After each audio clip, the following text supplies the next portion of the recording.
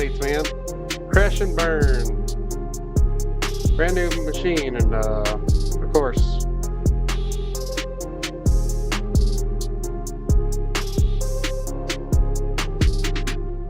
So I think we're good now.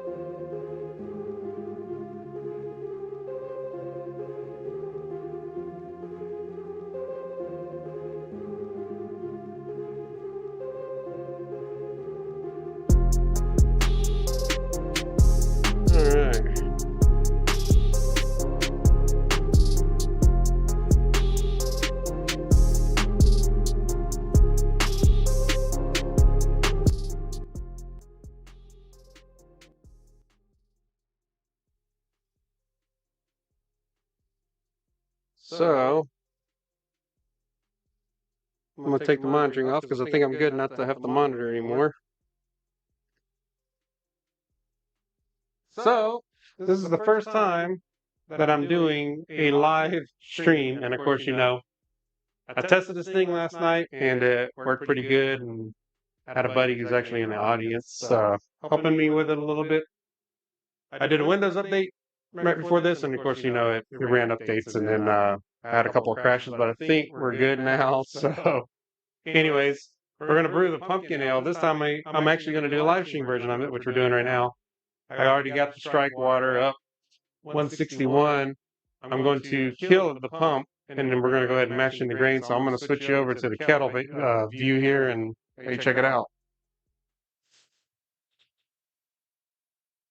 All right, so let's get to working on this here. Kill the pump, kill the heat. Don't want either of them on right now.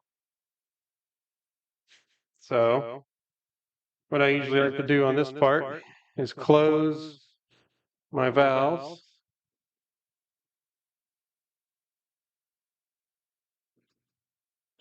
Put my hose off the lid, just kind of hang it on the handle. That's why I close the valve, so we don't get any flow at all. 14.5 gallons of water. This is the first time I've brewed this big of a batch. So this should be interesting.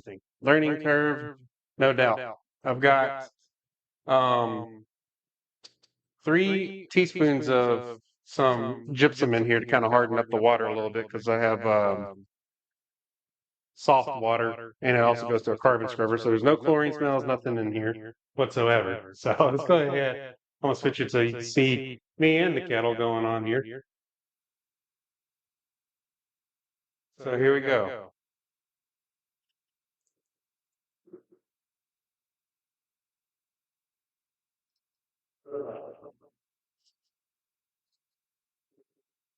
Got 20 pounds of grain here. We'll go ahead and pour some in and mash it a little bit.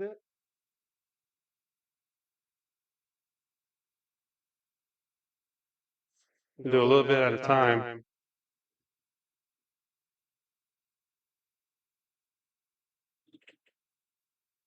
Be a lot of grain absorption with the water. Trying to keep any dough balls from occurring here. So that's why I got to stop and stir this every so often.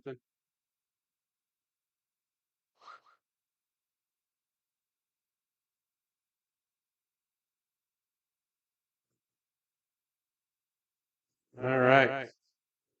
Go ahead and put some more. This is all base grain right here. This is all 2-row malt. Doing all of it first, and then I'm going to add the specialty grains on top. This is going to be a big old mash, man. Cut down on these dough balls, too.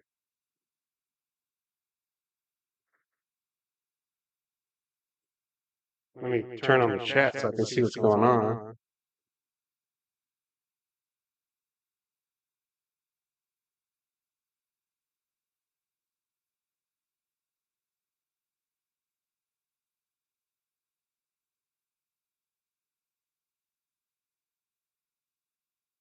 Okay, hang on a second. Go ahead and get the rest in. Can't get the comments to load on my tablet. That's going to take a moment, I think.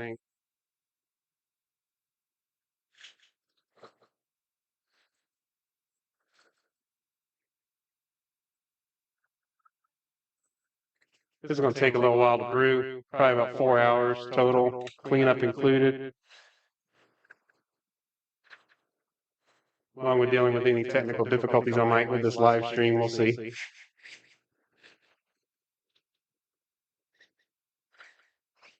Okay, I'm going to put the rest in here.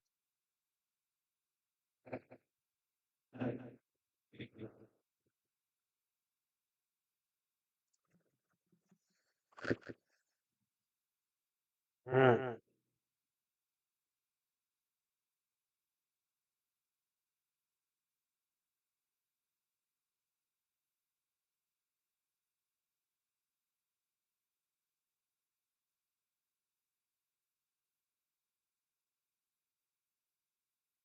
Lots of dough balls in here, man. Got to bust them up.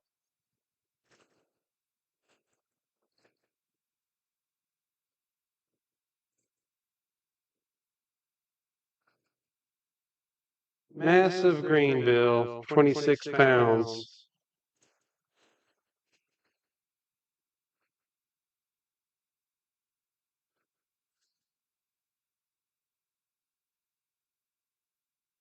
I'm going to check on the communication here right quick.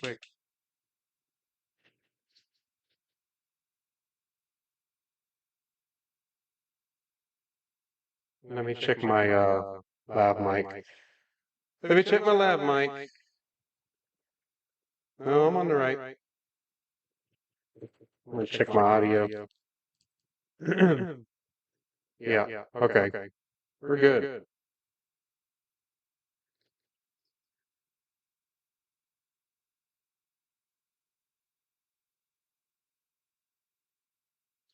So anyways, Grog says sound like I'm in a hangar, but I'm using my lav mic, and I just checked it on the monitor, and it sounds fine. So I'm not sure what that's about. All right, let's get the rest of this in here. We're dropping in temp to 156, which is good because we want to be around 154 on this. Wow, I'm not used to having a brew kettle so full anymore. I've always just done 5-gallon batches on this kettle. And so it's kind of weird. And so,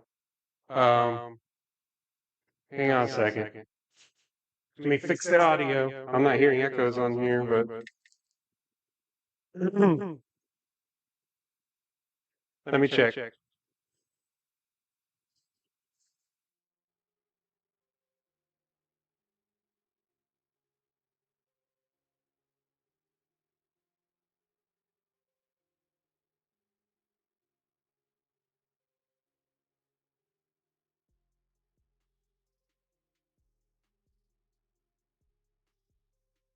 Hey, why is this showing? What? There's only one feed here.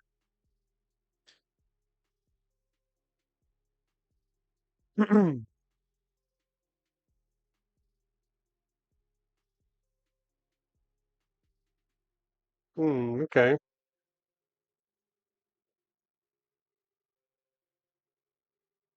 Why is it showing? What? I have two versions. Were y'all seeing that the whole time? Yeah, I see that. See? You don't see this? All right, y'all, can y'all hear me? All right. I don't know what the hell's going on, man. May y'all missed out part of my mash in, but I don't give a. We're gonna go with it.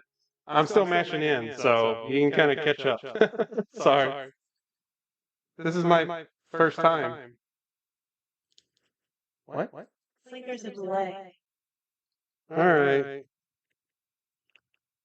Learning curve. This went so much smoother last night. This is strange. Oh, now I'm echoey again, it says. What is going on? Hold on. Oh, I know why. Sorry, guys. I figured it out. Um, sorry, it's my kettle cam. Let me go in and fix that. Kettle cam. Let me go in and fix that real quick.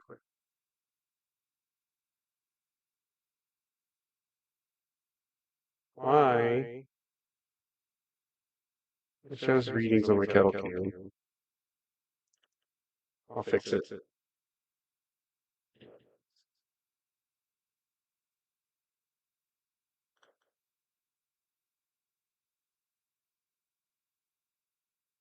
Did everybody see, no, my kettle cam. Let me go back to my lav mic. Maybe I got it. It went back to, no, it's fine. Am I echoing? Keep talking. Oh, I hear you on here. We talk on the mic. So I turned the mic off. You hear me? All right, hang on. I don't know what's going on. Let me turn off. Oh, let me do this. Is that better? Y'all tell me if that's better. I just muted the kettle cam. Not sure why its audio is on. Yeah, that's it. Yeah, so that's what it was. Mother farmer. All right, let's get back to this, man. This beer is a pain in the rear to make because of the stuck mash sometimes. All right, I'm looking at the oh yeah, I see it. All right, I think I killed all echoes. We should be good. All right. All right, we're gonna go to this here. All right, let's resume. I think we're good now. Are we good? All right. Thank you, baby Jesus. Sorry, guys. This is a learning curve. We'll get it though. Go ahead and put the rest of these. This is Victory Malt, Biscuit Malt, and Crystal 40 that I'm putting in here. So this is a brew in a bag method. So you're probably used to doing if you're used to doing 3-tiered, and this is kind of different. But yeah. All right. Well, still my mash temp's at, I don't know if y'all can see that, but it's 154 right now on present value. And actually that's about where I want to be. So it's going to drop until the recirc really kicks in. Um, all right. The pumpkin I'm going to put in first. I'm just going to put this in, and then afterwards I'll put in the rice hull, kind of help with the stuck sparge, even though I'm kind of on the fence on whether that really helps or not. So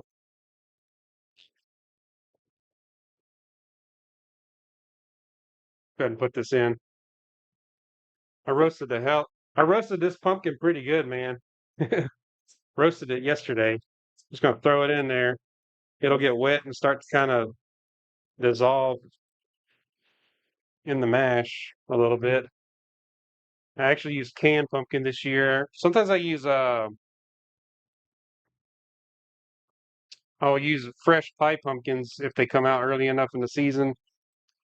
They were available this year. I just had so much other stuff going on. It was just easier just to tell my wife to pick up some canned pumpkin puree from the grocery store. So, all right, let's get this rice hulls in, get this mash recirculating.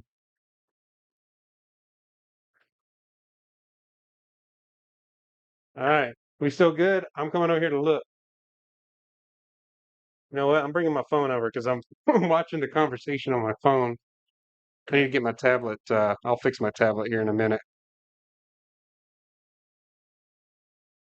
Yeah, you're right. The hulls can definitely help with pump flow. I agree with that. So I got 2 pounds here. Usually do 1 pound, but I'm doing doubling it up this year. And they like to float, so you kind of like it. They all float down here. It's kind of appropriate for this video. And you have to really get them down in there, push them down into the mash because they just want to stay on top.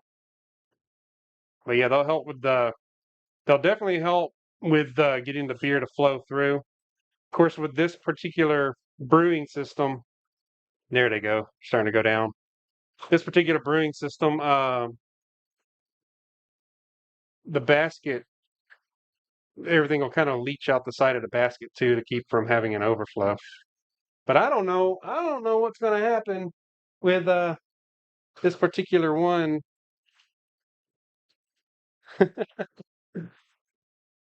I have, like I said, this is my first time doing a 10-gallon batch on the claw hammer system.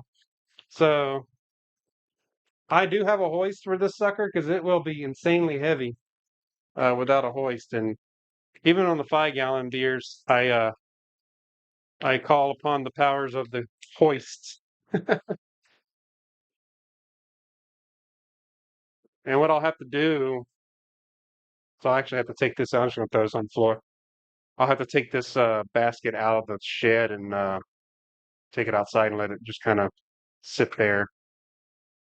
And then I'll clean it up later when I do clean up. This basket is the only thing. It's a cool bag. I like it, and it's kind of pricey actually if you have to replace it, which I haven't had to yet. But it's pretty cool. You can do the finest crush in this thing, man. You can make the muddiest crush, and everything will stay in the basket. Like it does not get out of the basket. I have way less debris. I don't have actually. You know what? I have zero debris in my wort using this system than I did with my grandfather. My grandfather, I had like holes and everything else getting in there. I think it's pretty good, man. I'm gonna actually kick the heat on. Actually, you know what? No, I'm not. I'm not gonna kick the heat on because it'll overshoot.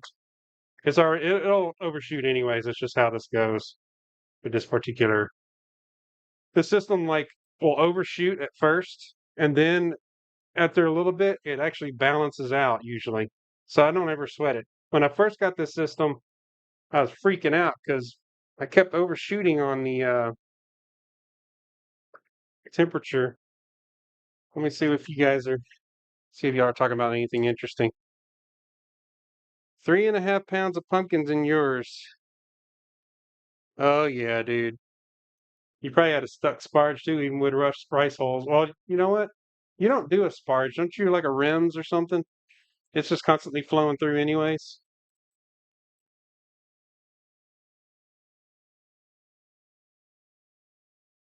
Thanks, T-Bex. Well, this is my first live stream, so stop criticizing me, woman. Um, I do have thoughts to put camera mounts in here for future live streams. I just wanted to see how this would go. I thought it'd be cool and different than how I've done it in the past. So there we go, man. That's pretty good. I'm just gonna put this in sync. All right, I'm gonna put the lid on,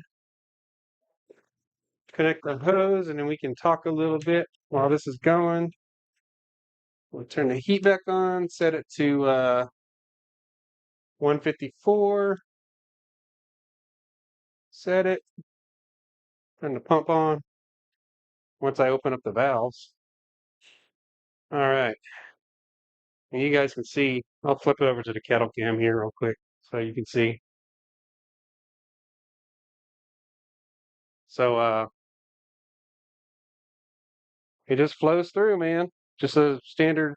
Uh, they call this a brew in a bag setup, man, but it's beyond that a little bit because most of your brew in a bags, you just put the mash in a bag and mash in. Let me find the. You just put the mash in the bag and then you mash in, and you just kind of hope, right? You kind of control the temp a little bit with a little bit of fire in there on the propane. This is kind of like enhanced brew in a bag because, well, I think most of these electric systems are these days that are single vessel systems. They're like a fancier brew in a bag with the recirc and everything because I've been brewing for a little while and I've been brewing for over 10 years. And when the traditional way with the three-tier system, you're doing the whole Vorloff, but you're kind of Vorloffing the whole time you're doing this, honestly, you know. So I'm gonna look at y'all's conversation here.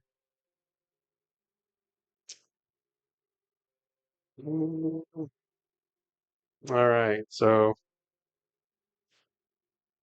yeah,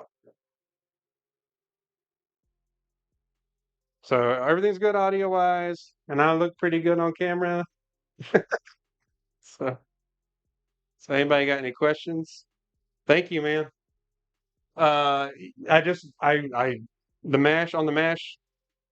I I just sit there and stir the hell out of it till it's not clumpy. The top is pinching. Yeah, it always does. What I really need to get is one of those like spring loader guys. See, like I don't know if you can see this over here, but it's at 157 right now, and it'll continue to climb a little bit. And my set value is 154. It'll be fine. Like I said, I used to freak out because I was so worried about precision, but it does kind of come back down to earth and work. So it'll definitely overshoot for the first few minutes, and then it'll kind of balance out. So not too worried about that. You want a spring thing, Grog? Yeah, they should put. I talked to those guys via emails and Instagram and stuff quite a bit. They're pretty cool dudes. Very supportive. As a matter of fact, they reached out to me. Kyle reached out to me, and he was asking me how the system was doing. Was I having any issues with it or anything? And if I was, to let them know. They would definitely stand behind it. So that was pretty awesome for them to just reach out and ask. But I have been a big proponent of their system. I've been very, very pleased with it. Um, like I've said in my videos, I'm very happy with the modularity of it. Um, I mean, they use MPT fittings, half-inch MPT fittings for all their quick connects instead of cam locks. And cam locks are great and everything, but I don't like I don't like the whole twisting and disconnecting and thing. I like this whole just spring-loaded quick disconnect kind of setup. It's pretty sweet. But yeah, I'm trying to set stuff aside as I'm done with it.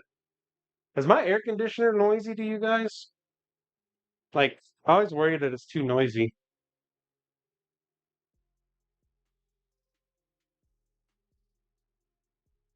I'm a bad influence. I'm not going to introduce the pets. That's free. Nice. Cool. I'm glad you can't hear the AC because um, I was always worried that it was too noisy or something. But the reason why I have an electric system is so I don't have to stand in a sweaty, hot garage or a hot garage and sweat my butt off anymore, you know? I'm brewing in luxury. So I also set up a table cam here so you guys can kind of see what I'm working with. I got this Tones pumpkin pie spice here that we're going to use. I've got a 2 pound bag of brown sugar. I'm going to use the whole thing. For this one, I usually use 1 pound, but this time I'm using two. And I usually do an ounce of Hallertau for the bittering, and then an ounce for the aroma. And I'm actually supposed to use a little less than 2 ounces on each, but I'm going full blown 2 ounces on both. So yeah, there's that. And then I got my little spray bottle of Star Sand here, and that's about it. And then my J hooks. These J hooks, they're pretty they're pretty cool. I mean, they serve their purpose. The hoist is I hoist it up and then I'll set it on these and let it continue to drain for a little bit. And then what I usually do, I know it's very controversial. I know it's controversial by people that using the I rake the mash after I have raised it up to let it drain. I'll rake through there and kind of encourage more drainage. People say that that releases like uh, tannins. Like you get tannins in your beer when you do that, but I have not. If they're there, it's been very negligible, if anything. I'm reading comments, y'all. So if I stop for a minute and I'm looking at my phones because I just don't want to, I don't want y'all to think I'm ignoring you. So tannin, yes. You agree with me on the cam locks? Use those on your first system setup and switch to the quick. This system has one cam lock on the system. It's on the back, and that's what connects the wavy heater element to it. And that's not so bad because I never mess with it. I never mess with it. The only time I'll ever mess with it is if I put it on this guy here, which I'm not going to move him because he's actually holding my other camera. But I had the 10-gallon system, which I've demoed on the stovetop. Uh, Kyle sent me that, asked me if I wanted to play with it, do stovetop brews with it and everything. He told me I could keep it. And he just asked me if I needed anything for it. And I just told him, yeah, can you send me this? Can you send me that? Can you send me? And he said, here you go. So it's been awesome. I love working with those guys. And I'm excited that they're actually going to do some more videos here soon because I feel I miss their shenanigans on their channel. Hey, what's up, Brewing Bad? I just we just got through mashing in, and we've been mashed in for probably I don't know what for 5-10 minutes or so. I'm gonna actually set my timer for another 40 or 45 minutes, so I don't forget. Get to yakking and forget. I need to set it for 45, and probably at the probably like 10 minutes prior, I might do a little work pool just to see how the gravity's looking. But another toy that I have that people were playing with, and I is incredibly expensive. Um, so it's not for the faint-hearted. If you're like real passionate about your brewing, and most of us are, right? Um, this thing right here. Oh, come on. It just I don't have any light right there, so the Easy Dens, man. This thing is a game changer. This thing right here will tell you exactly what your specific gravity is and what the temperature is. So it compensates it counts the temperature and compensates and adjusts the specific gravity according to whatever the temperature of the wort is. It's been fantastic. Highly recommend it. Hey, yeah, Brewing Bad, absolutely, man. This is my first time doing a live stream, so this is kind of fun. I was getting a little pissed because my machine, I just got this new laptop specifically for this stuff because I really want to like do more of this. I've got lights, I've got cameras, and I've been doing videos, but like I don't know, it felt like it'd be kind of cool to interact sometimes, just instead of just putting out a static video that you can only sit and watch. So I feel like it's fun to be able to interact with you guys. Did I move away from the refractometer? Yeah, yeah, for the most part. I mean, this is the refractometer that I use. It's pretty good. Um, I bought it. I have another one somewhere. Somewhere in here, I have another one, a refractometer, but I used to use hydrometers in the early days. And then I switched to refractometers because I just like the simplicity of the light bin and everything and reading the bricks and everything. Well, that's the thing. My original refractometer, um, it didn't have a bricks reading, so I always had to take the gravity and then convert it, or take no, it didn't have the gravity reading. It only had bricks. So I'd have to take the bricks reading and convert it to gravity every time. Well, this ATC one, I think I got it for like $20 on Amazon. It has the bricks reading and the gravity. So there's no guesswork really. But it's actually pretty fun. And I might do a video on it just because I might do a video just comparing the different methods of measurement just to show you how they can vary a bit. These are not the solve all answer either. Hydrometer, to be quite honest, the hydrometer might be more reliable than this. in some ways, especially post fermentation. These are can be way off, way off. But yeah, if you don't have an easy dens and you're a passionate brewer and you brew all the time, game changer. And it calculates your alcohol, the whole 9 yards. That there's an app you connect it to, and in the app it'll tell you your attenuation, it'll tell you your gravity, it'll put your initial gravity in, your final gravity, and it'll tell you the ABV and the attenuation. It's really awesome, and it puts graphs and stuff together. So really, really cool. Really, really, really, really cool.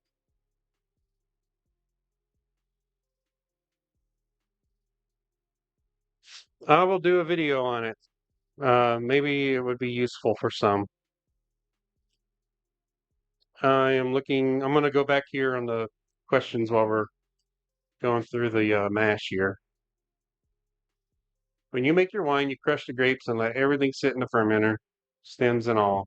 Talking about wine now? Oh, because of the tannins. Yeah, the tannins thing. If it's in my beers, I'm not noticing it. It might be very small flavor wise on that. Yeah, what are you brewing? Brewing bad. Tennessee Common.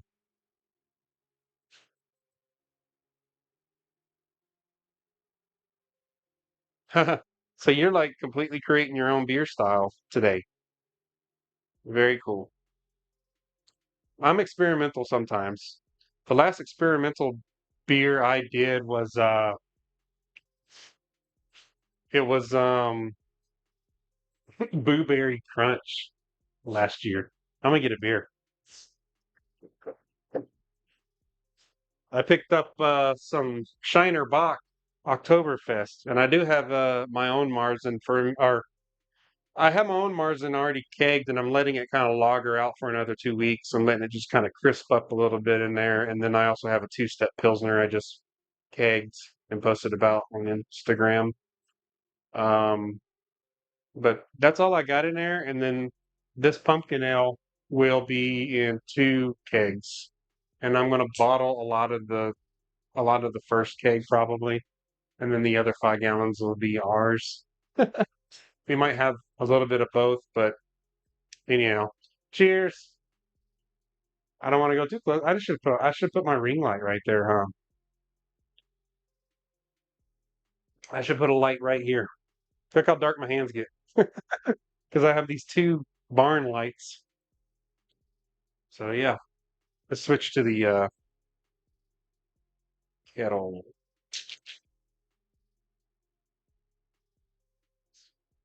Switch back over here. I'm gonna take a look at this and see. See, we are. This is what I was talking about earlier, man. I just got excited. Sorry. I'm reading on present value 154.4, set value of 154. It's balanced out. System's doing its thing now. So I don't panic anymore. I don't panic when my initial temp on my mash goes through the roof because it comes right back down and kind of settles out as the recert goes through the bed. But yeah, I used to lose my mind. I was calling him, really. I was messaging them, hey, what? I think something's wrong with my system. But I auto tune it every so often. If I don't brew for a few days, um, if I don't brew for a few or for months actually. So I've gone like 2 or 3 months since I was out brewing. I'll auto tune the system again just because I don't know if it forgets, but it makes me feel better.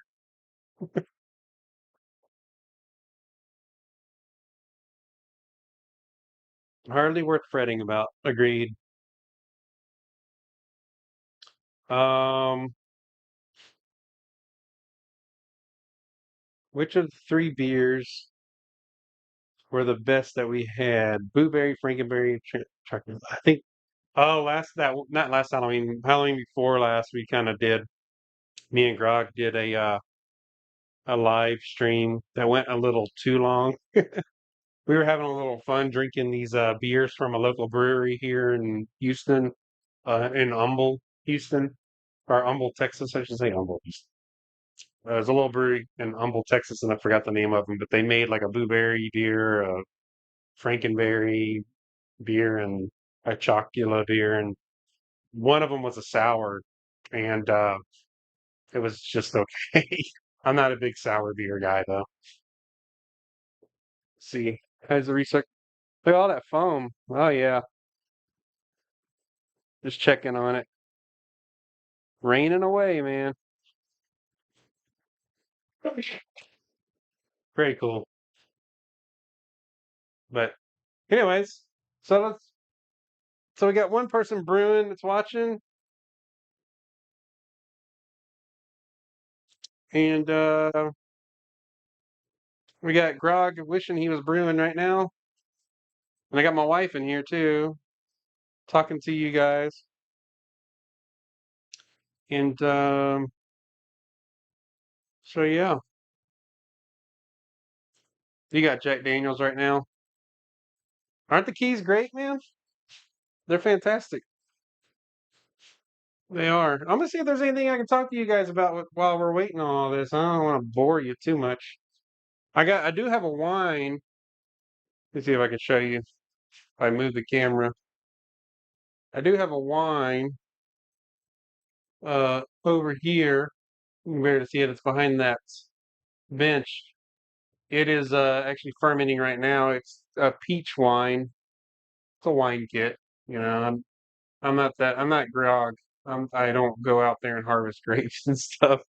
I just order from the old. I just order from the old brew shops, whatever. But it's this one here. It's called Peach Perfection. It's Orchard Breezin' by Craft or RJ's Craft Winemaking. And but yeah, there's instructions and stuff in here. I actually had to print the instructions; they weren't in here. I am I haven't made enough wine to be confident about not screwing it up. I've made I think like 3 batches or so. So let me set this aside. Ah, my buddy Larry sent me a beer last year, this bourbon stout. I did a video on that last year, or yeah, around I think the holidays or so. Might have been a year ago. So I did a video on that. That was fun. Brewing or drinking his brews. And that was a really good beer. That dude knows how to make beer. He makes really good beer. And I've only had one.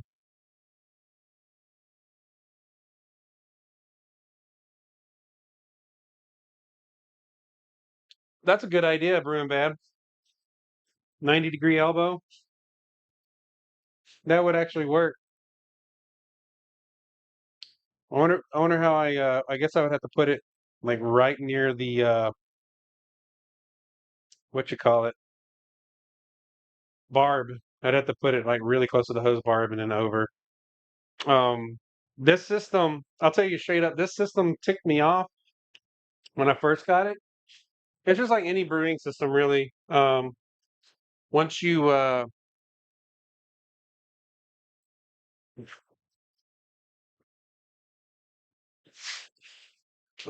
once you get to know your system, it goes a lot smoother. But when I first got it, I was disconnecting hoses and stuff, and getting wort all over the floor, and just making a major mess in here, and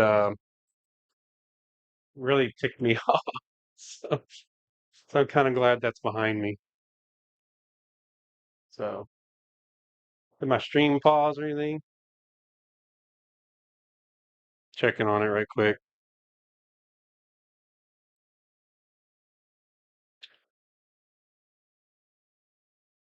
No, it didn't. It was just frozen on my end for a moment. Has the video is it streaming really nice? Studio shows it green like it's running a million miles an hour here, like no problem. So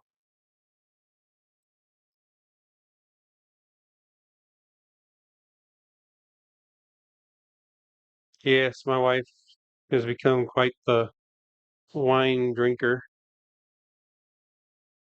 The peach wine will be good though, I think. It's one of those like back sweetening kits, so you like pretty much kill all the yeast in the wine first, let it sit for a couple of weeks or whatever. Then you throw the peach flavoring in there, the peach juice, and then it flavors it up. You don't have to worry about the bottles exploding. So I gotta wash.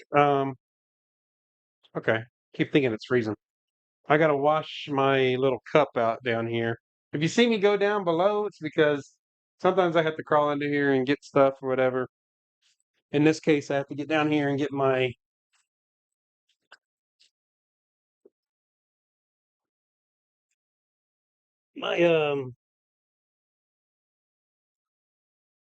this guy right here.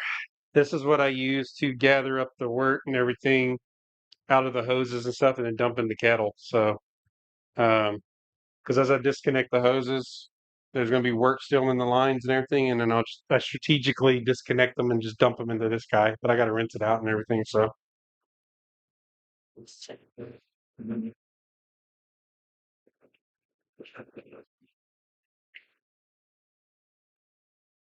another thing in this brewery is I have set up a little 4-gallon water heater in here. This shed is not actually like plumbed to code and stuff. It's kind of just my own little makeshift setup. It's piping hot water right now coming out of the sink, but basically, I did a video. It's on my channel. Check it out if you want to run water to your non-permanent facility, if you will. I did a video where I put in the plumbing and everything. It's not complicated at all. You just need a few hoses, some of the single feed pipe. I forgot what that stuff. PEX. I think it's called PEX. I got some PEX and cut it to size and everything, and I use those shark bite fittings. You don't got to be a plumber to do this, man. It was real easy. And I drilled out the floor, and actually everything that drains out runs outside around my trees and stuff. Everything I run down the sink is completely organic. I'm not putting nasty stuff down my sink other than like hop debris and grain debris, and that's all organic and will break down on its own, and it goes away pretty quick. So let's see. Everything's working great. Awesome. Thank you for confirming, Rex.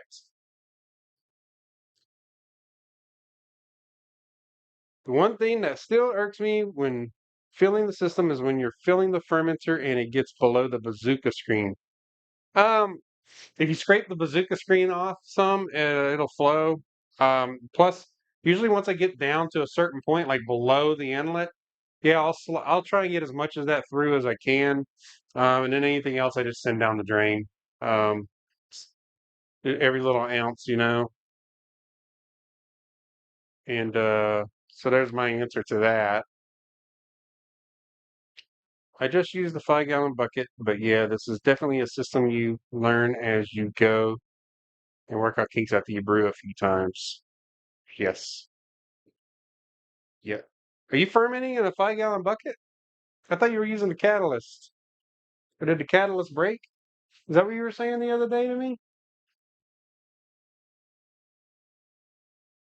Did the catalyst break on you?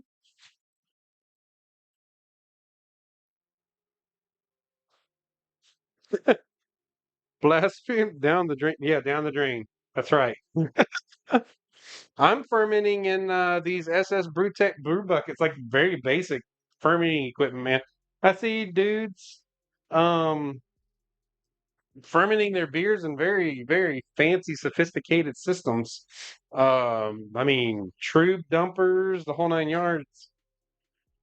These brew buckets have been like they're been pretty fantastic, man. I even I'll show you if you do ever use these. I modded the lids. So I did a video a while back modding these lids. Basically took a step drill bit, and it was not easy. This steel it's the legit steel, man. I had to use a little bit of that oil to keep from burning up the tip too much. You will destroy a bit doing this. I promise you. This stuff is. It's hard, hard steel. And anyways, I had the drill here, had the drill here, and then I had the drill here for this guy. Well, there's still water in it. Ah, I got vinyl floors, not a big deal. So I had to drill a hole for this guy, which is my thermo well for the catalyst glycol system. And so the little temperature probe for the glycol system goes down inside this little tube, and then the airlock goes in here as well, if you can see that. So, and man, it's solid, dude. Real solid. Not copper, it's all stainless steel. Works really, really well. And then, just that's all it is. It's just a fancy bucket. Just a fancy looking bucket. And I put the little neoprene jackets on them just to help with sweating and everything. Because when you lager in these, if you got any humidity in a room, they will sweat like nobody's business. But I have two fermenters, and I basically that's how I've been brewing and fermenting here in my little shed. And they work very beautifully with the catalyst. And I know the catalyst has been out of stock for quite some time, and I think some people were complaining that it was not working right or was breaking on them and stuff. Mine's been pretty flawless. You need to knock on some wood though, because they're just asking for trouble otherwise. But yeah, it's been really good. Let me check on the time here. Yeah, we're holding steady on temp. We're just a degree over now. Not a big deal.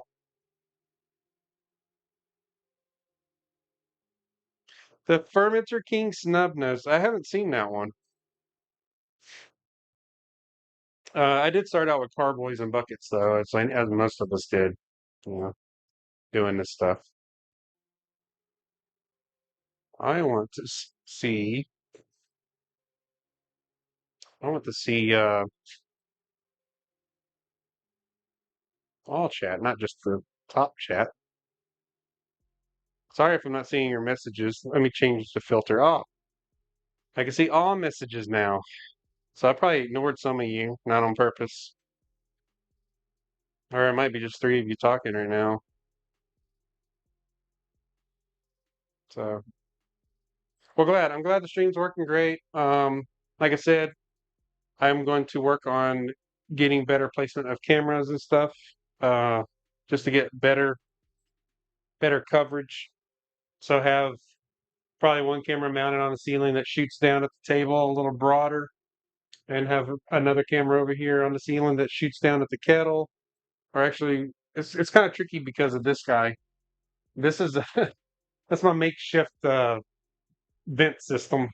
Basically, it's a beer drink tub that I flipped over, cut the hole out of, connected some insulated vent hose to. I used non-insulated vent hose the first time I had this set up, and that was a nightmare. Um, because the room's nice and cool because of the AC. Then I have steaming hot steam going up inside the tube. So what happens as soon as the hot steam hits the cold tube, it turns into water. And I had tons of drip back, and I had water stuck inside. And it was a nightmare, and I immediately changed it and bought this insulated stuff. So usually when I move, you'll see, you're gonna laugh. You might laugh. I don't show this in the videos at all, me doing some of this stuff, but when I go to switch this out for hoist mode, I use the same anchor point up here, and I will move this down onto the table, this vent onto the table, and then I'll reuse the hoist to connect to the basket on here and then raise it up. And I'm using a compound hoist, and the compound hoist has been a game changer because I'm not putting a lot of stress. I'm not putting as much stress on the connection on the ceiling as much. Whereas I was using that the cheaper claw hammer one that didn't have any extra pulleys or anything. It was really hard to hoist anything at a certain point, and you had to like almost hang on it. I swapped to this guy, It's a no-brainer. It's almost effortless to pull up basket. Anything weighing a lot of weight, you know? So compound pulley. Thank you, guy who invented the compound pulley. Oh, hold up. We got 20 minutes left, roughly. And at that 20 minutes, we will pull it out.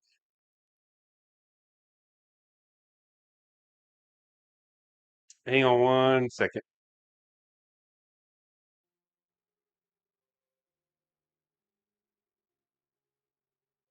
All right.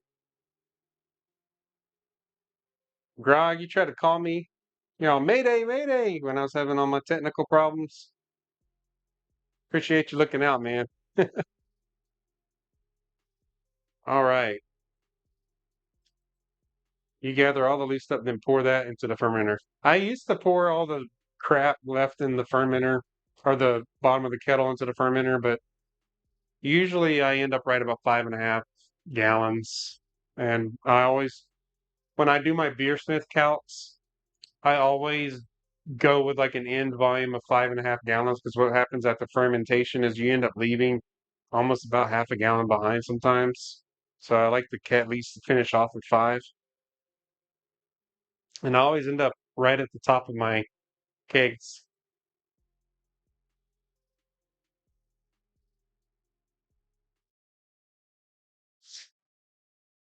Alright. So, anyways,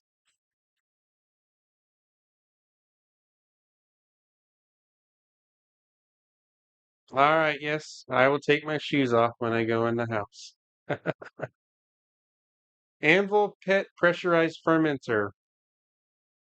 Makes me think of the keg, is it Keg King that has something like the Brewzilla or the Fermzilla or something? The Fermzilla where it's pressurized, but don't really know. Yeah, Rick. I know Rick uses the SS Brew buckets. I see his posts. And you got like a cabinet fridge or something that you keep yours in. You stack them and put them in that. I've seen your posts on that. I had entertained that before, but as long as the catalyst is working fine, I'll keep using that for the time being. But if the catalyst ever breaks on me and I can't fix it, I don't think I'm going to dump money into another glycol system just because they're so expensive. Um, I was I was on the Kickstarter for the Stasis glycol. It was very tiny. It was nice. It can only do 5 gallon batches of beer though on temp control.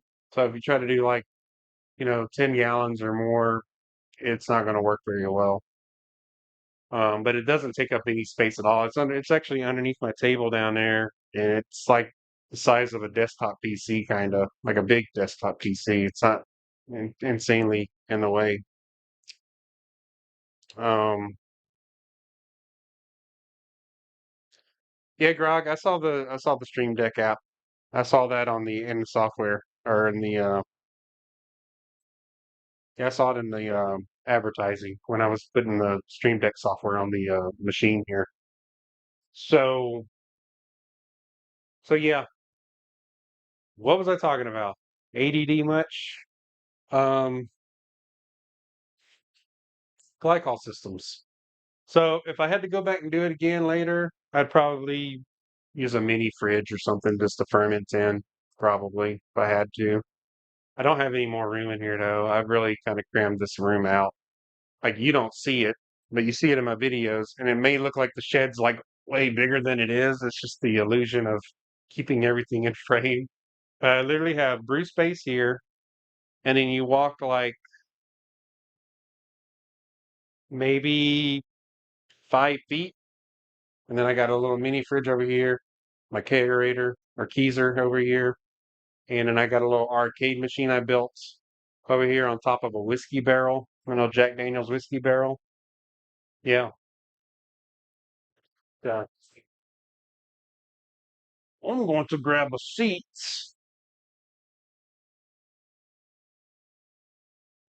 because me legs are tired. I didn't sleep worth a crap either last night because I was like worried about this was going to go absolutely awful. And it started out not very good, but then it got better.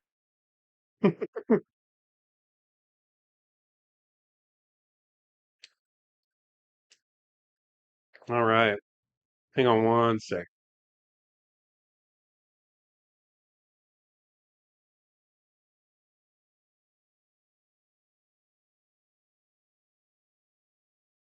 So what's everybody doing tonight anyways? I know there's like 10 watching or so right now. And then there's two of you chatting away or three of you chatting with me. Four, but now there's two of you. And Rex chimes in once in a while. ADD brew, that's right. Attention deficit disorder brew. Um, I don't have a keezer in my house. I just have the one here. If you saw one of my videos, like it looks like I have two keezers, but it's not. It's just old footage that I referred back to in a video. So you might have saw like the one keezer in the garage, and then I had this keezer out here. And I found the perfect thing to use to move keezers, by the way, is those shoulder. They're like moving straps. And you put them over your shoulder, and you have a buddy on the other side put it on his shoulder. You put the strap underneath the appliance, and you both just kind of walk with it. And you're using your legs and not so much your upper body as much, except for your shoulders. You know, your shoulders get a little pissed. Being lazy and drink. I know you're drinking and chilling. That's cool. It's 9:30 here in Houston. Yeah. We should have already. Well, we're not too far behind on time. I probably only lost maybe 5 minutes or so due to shenanigans. Let me check the timer. What I'm going to do is a mash out too. That's 10-minute mash out. We got 14 minutes left, so we got another 24 minutes total roughly on the mash. I'll go there, kick it up to 168 and stop some enzyme activity from happening. And you know what? Let's take a gravity reading. I'm going to use the refractometer for this for sure. Just going to use my little pipette here. Let's switch over to. Oh, we're already on it. Let's go ahead and switch over here. Go ahead and grab a sample if I can, without burning myself too much.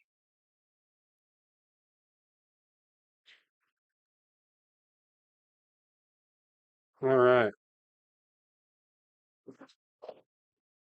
All right. Let that cool down a little bit. We'll let this cool down a tad. And put it in the AC. We'll see what we're reading already. Now, don't forget, like, my reading, I think it's usually like 1040 something on the grain, from the grain. But then we throw in the brown sugar and it really bumps it up. This beer usually comes out to be about 7%, 7.1, somewhere in there on the ABV chart. So sticky as hell. That's real sticky. There's definitely some conversion going on there, man. That's sticky. Real sticky.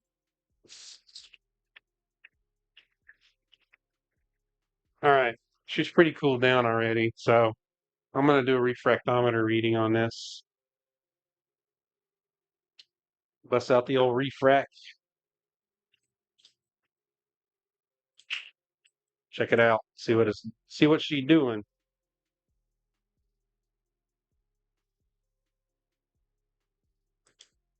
A little slap of splatter of work. Oh yeah, dude. We're already at 1055. 1055 on the gravity, so we're doing really well.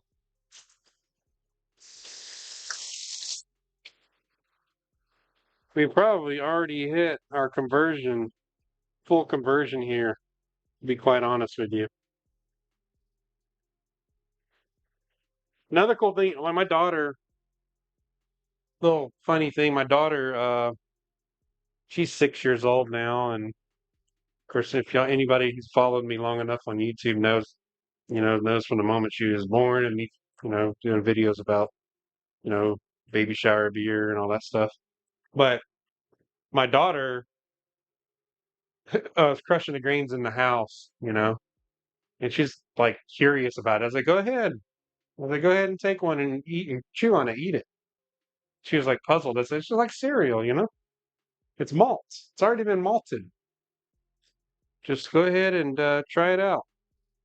And little little do people know, or some people don't know anyway, so I'm not going to say. I mean, most of us in the brewing community know that when you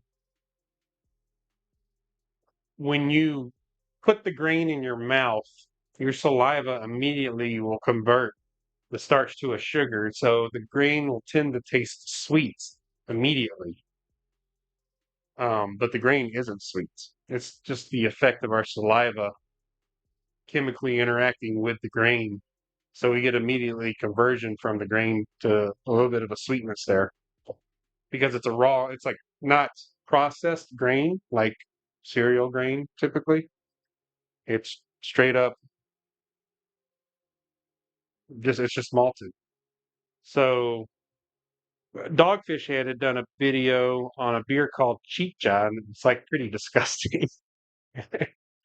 And I know it's safe and sterile, but what they were doing, the guy had some wild ideas, man. He was going around and having all his employees chew on corn, and they were converting the starches to sugar with their saliva, and they were all like just all day chewing on corn at their desks and spitting in the buckets. And then what they did is they took those buckets of chewed up corn, saliva corn, and they made a beer with it because the guy went overseas and like uh was very curious on like beer making in other countries and stuff, like ancient methods and even current methods in third world areas. The brew time, um, the brew time is total about 3 hours. Mash, you got about an hour mash, you got about a 1 hour boil, but there's also that time where we gotta let the mash drain and everything real good. So that takes up a little bit of time. So probably about 3 hours. I'll kill the stream on cleanup. I'm gonna go all the way to filling the fermenters up. And if I have an audience at that point, I do. If not, oh, it's not a big deal. I know it gets late, but I'm gonna go all the way to the point of filling up the fermenter, and that it usually kind of goes quick. You would hate to have to run out to get a beer. It's not that far, man. It's like 15 feet, 20 feet from my house. I got a TV in here and everything too, so it's not like you don't have to like run in here, get a beer and leave. You just turn the TV on, watch TV. So, all right, all right, let's see.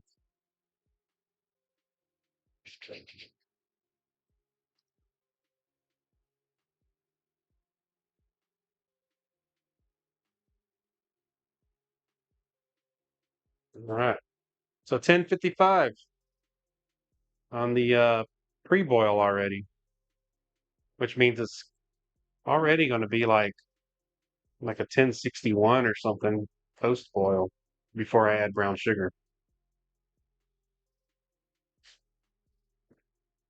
And nobody adds brown sugar to their beer,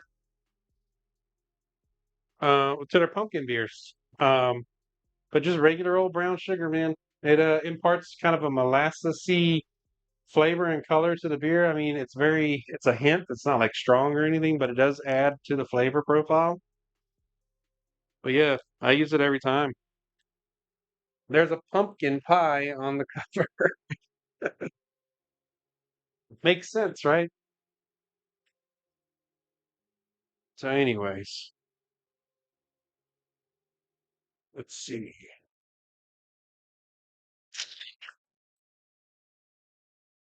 Jeremiah, what's up, man? You missed the shenanigans. You missed all the issues I was having with streaming, but apparently it's running really smoothly, and I'm very thankful that it is. Um, we're mashing in right now. And I kind of got less than. Let me see how much time we got left on the kettle mash. Got 6 minutes on the mash, so I'm gonna do a mash out of 168 for about 10 minutes. So probably like another 16 minutes total on the mash, and then you get to see some shenanigans or the way I do things that I don't show on YouTube because of the power of editing. I just take out things that I don't think you guys want to watch me do, but you get to watch me do it on live stream because this is live and all the screwery you get to witness firsthand that I don't show in my videos. Or I don't know if anybody stuck around and ever watched the end of my videos. Sometimes I'll put bloopers at the tail end and some people don't even notice. You've heard of some gross stories about commercial brewers. One brew made from beard yeast.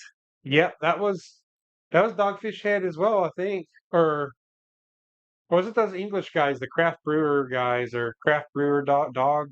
Uh, the, what the hell's it? Brew dogs? Was it those guys that did the beard one? And I think there was a vagina beard or something too. I don't know. Maybe that was a candle. I don't know. I don't want to take you to a dark alley or anything here on this, but people, I guess we get bored as a species and decide to make weird products out of out of human stuff. So now your best friend, his draft system was made out of a fridge in his basement, but to get there had to go outside to the back of the house, open the storm doors, go downstairs. Yeah, it's a lot of work to get a beer. There's a cat poop beer. It's kind of gross. That's a candle, Grog. I'm pretty sure it's a candle.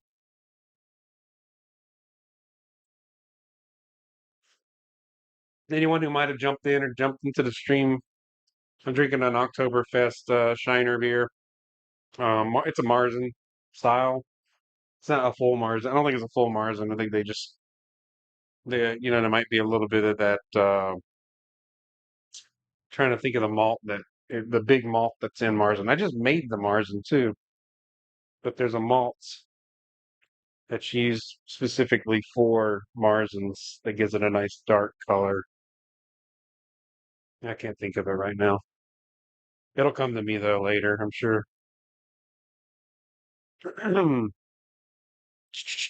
Let's see where we're at.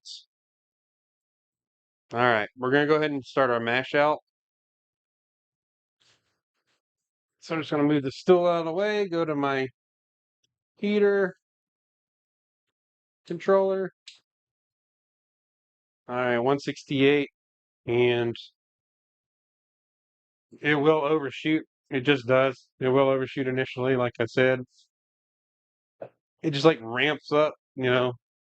I did notice though, since this is my first time doing um my first time doing a 10-gallon batch, the system does take a little longer to ramp up the heat than on 5-gallon. And I think it's just because of the surface area space. The system isn't really made for 5-gallon batches, but I bought it. When I bought this system, I bought it because I wanted I wanted options. I wanted the option to do a barley wine, and that takes a lot of grain that you can't do in just a standard 10-gallon kettle. You need a big kettle to do a barley wine. I haven't done a barley wine yet, but if I do, I'm definitely going to do a video on that because that should be a lot of fun. Um, and and for 10-gallon batches of beer, this is my first time. So anybody who's watching this live stream right now, this is history in the making in my world. So my first time doing it. So yeah,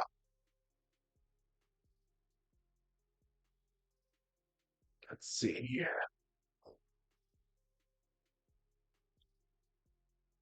Vaginal beer.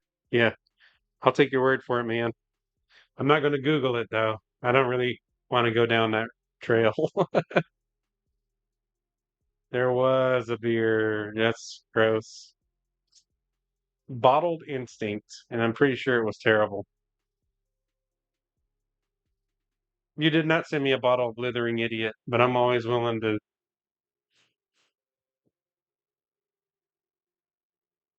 It's ah, that's funny.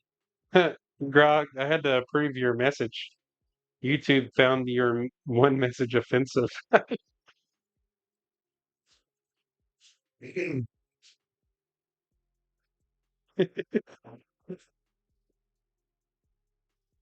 Yeah, you should send me one. Do you have some? Did you brew it?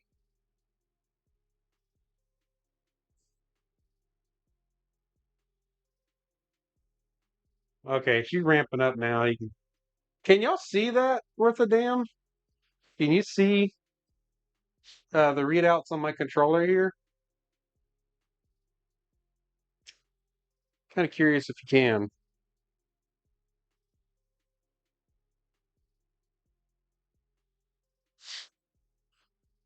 11.5%. Yeah, that's definitely a barley wine.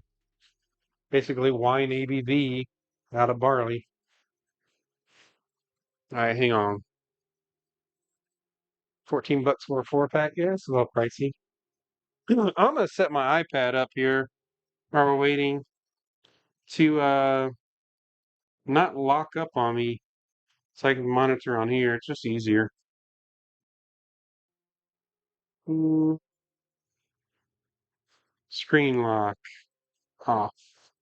Wait a minute. Never. It kept locking and closing my screen, so every time I go to look see comments, I always go right back to my phone. Can't do this in a studio. Let me check.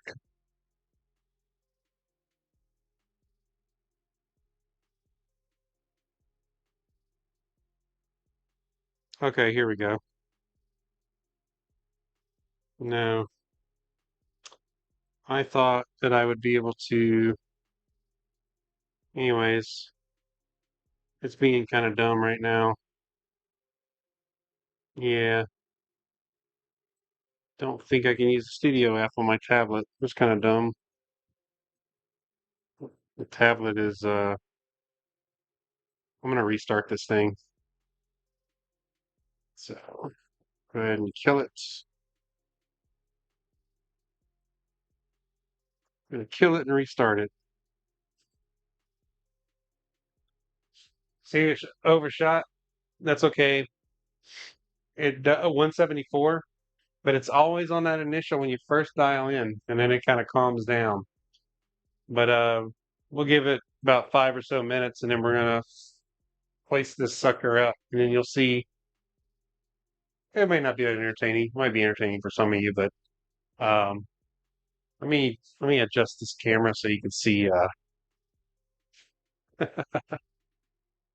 I think I can just do this. See up there? That's my hoist connection to the ceiling. There's a stud up in the ceiling that it's drilled into. We're about to put some weight on that sucker more than usual. I don't think we'll have problems. The compound pulley will help with taking the stress off of that stud. I think it'll be fine. What I will have to be careful of, though, is as I'm hoisting this thing up, because I did. If you go back and look at one of my pumpkin brew videos, I don't know. Thing was year before last. I hoisted it up too quick, and it started spilling off the side of the basket onto the table, and it was a mess. And so I had to take it slow with this one when I'm hoisting it up.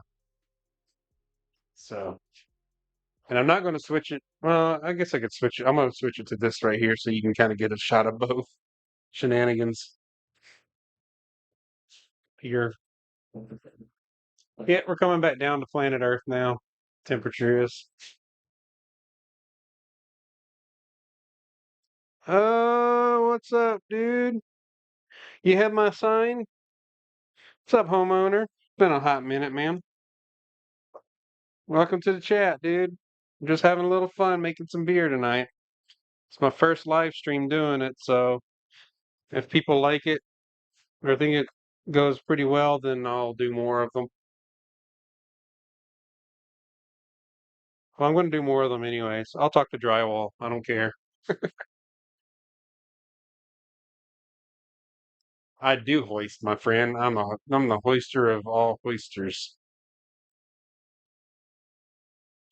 Dude, I am impressed with my receiver, by the way, for my wireless lab. It's still like showing full battery right now. Go Cinco, man. If you ever need good wireless lab mics, shameless promotion. I didn't get them free. I paid for them, but still, these Cinco lab mics, man. What the heck? Okay, I was looking weird on the studio, but yeah, these Cinco lab mics, they're really sweet. They come in like a They come with all the little wires and stuff you need. You can actually you can either wear your box. Usually I tuck this sucker inside out and on my shirt so it's less visible, but I don't care tonight. Um, but it comes with two transmitters and one receiver, and you just hook the receiver into your camera, to your mic input. Or in this case, I had to do a little bit of some voodoo work with connections to hook mine to the computer tonight. And I had to adjust the decibels on the camera inside OBS for it to work right. But it works really well. Very happy with these so far. It was these or Rode, and Rode was way more expensive. So let me see if I can pull this up now, see if it refreshes. I'm offline. The YouTube app for iPad is garbage. Here we go. 129. Nope, dude. You can't beat the price of them.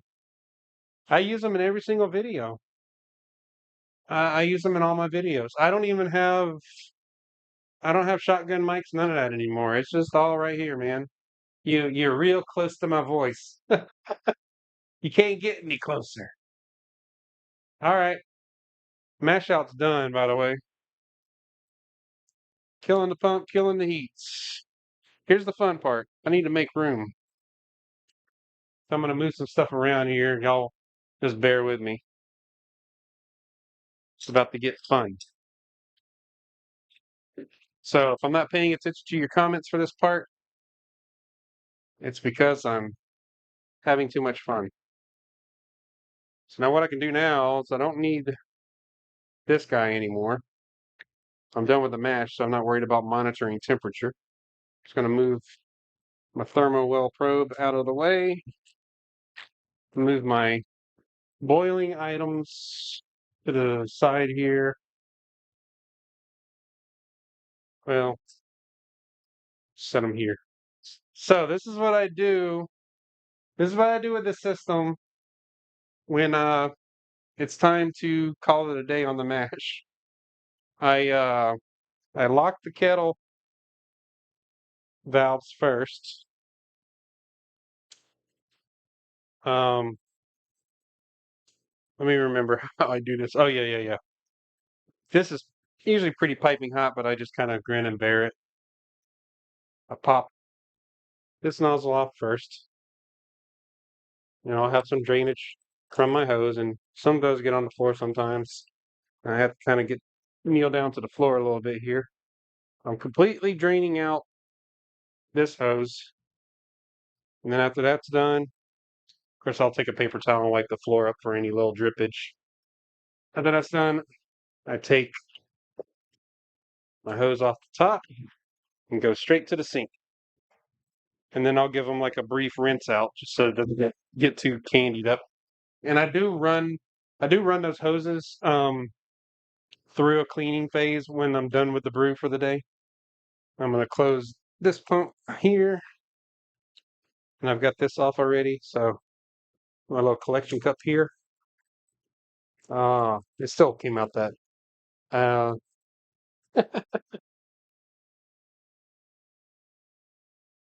haven't perfected it 100% yet, but Anyways, it's always a little bit of a sticky mess, and I end up using Star Sand to clean a lot of this up. So I did get a bit of work on the floor here.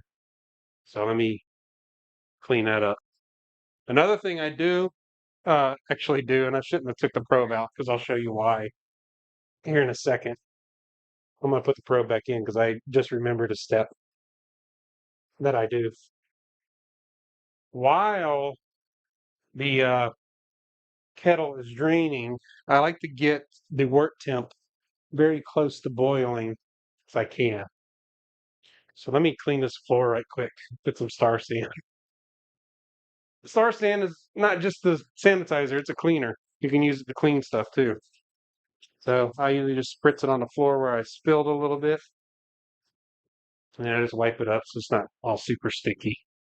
And usually after a brew session the next day, I'll come out here and wash the floor. But I also don't want to be walking on sticky floor while I'm brewing in the moments.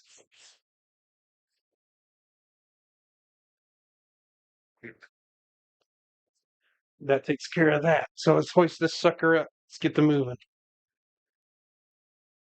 Where is it? Okay. This guy is my best friend for this moment.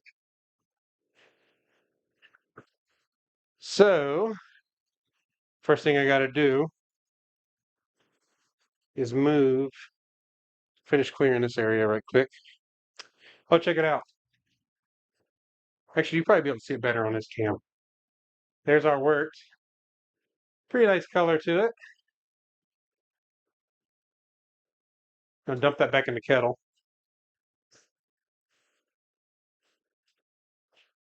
As a matter of fact, just dump that in there like that. Put this guy in the sink for now. Set my lid in the sink as well, because I don't need that anymore for a bit. So, I gotta get up here. Basically take this off, set it over here. Out of the way. Out of the way. Then I gotta unlock my hoist. Bring it on down.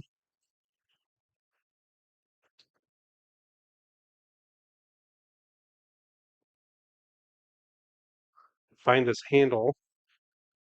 There it is. Hoist her up. And this is why the man or woman, I think it was a dude though. It was a long time ago when these things were made. We'll hoist her up. Oh man, she's heavy. I can even feel the weight this time. Um,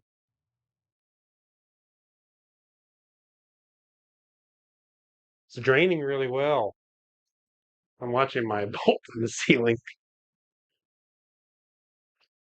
Matter of fact, once I get to a certain point here, I'm almost there. This is dangerous if you think your hoist isn't going to hold, but I have faith that mine will. Just want to get this J hook under there, and I'm monitoring the slow drain of this basket. And actually, as it's draining, it's getting less heavy, so it's draining really well right now. I don't think I'm going to have a stuck sparge.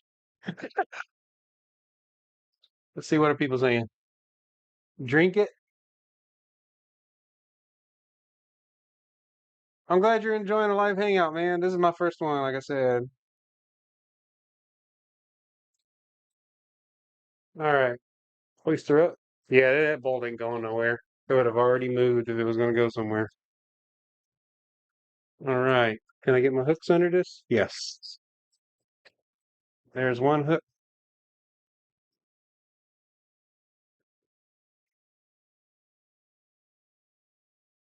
Let's see if I can get this other one on. Actually, put this one in the back corner and this one in the front. All right, now I'm gonna let it down and let it sit. And that's that. Let it drain. So now what I can do is disconnect the hoist. Don't need it anymore. I wonder if I can do something here. I'll show you guys.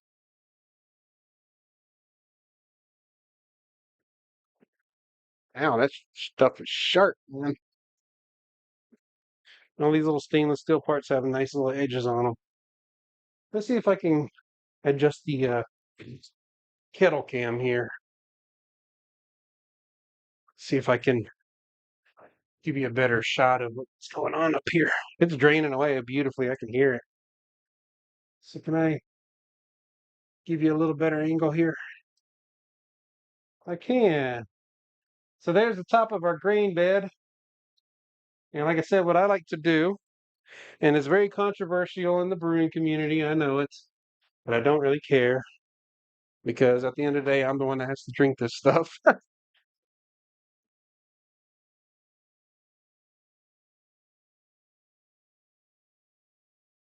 You're chilling the word already? Man.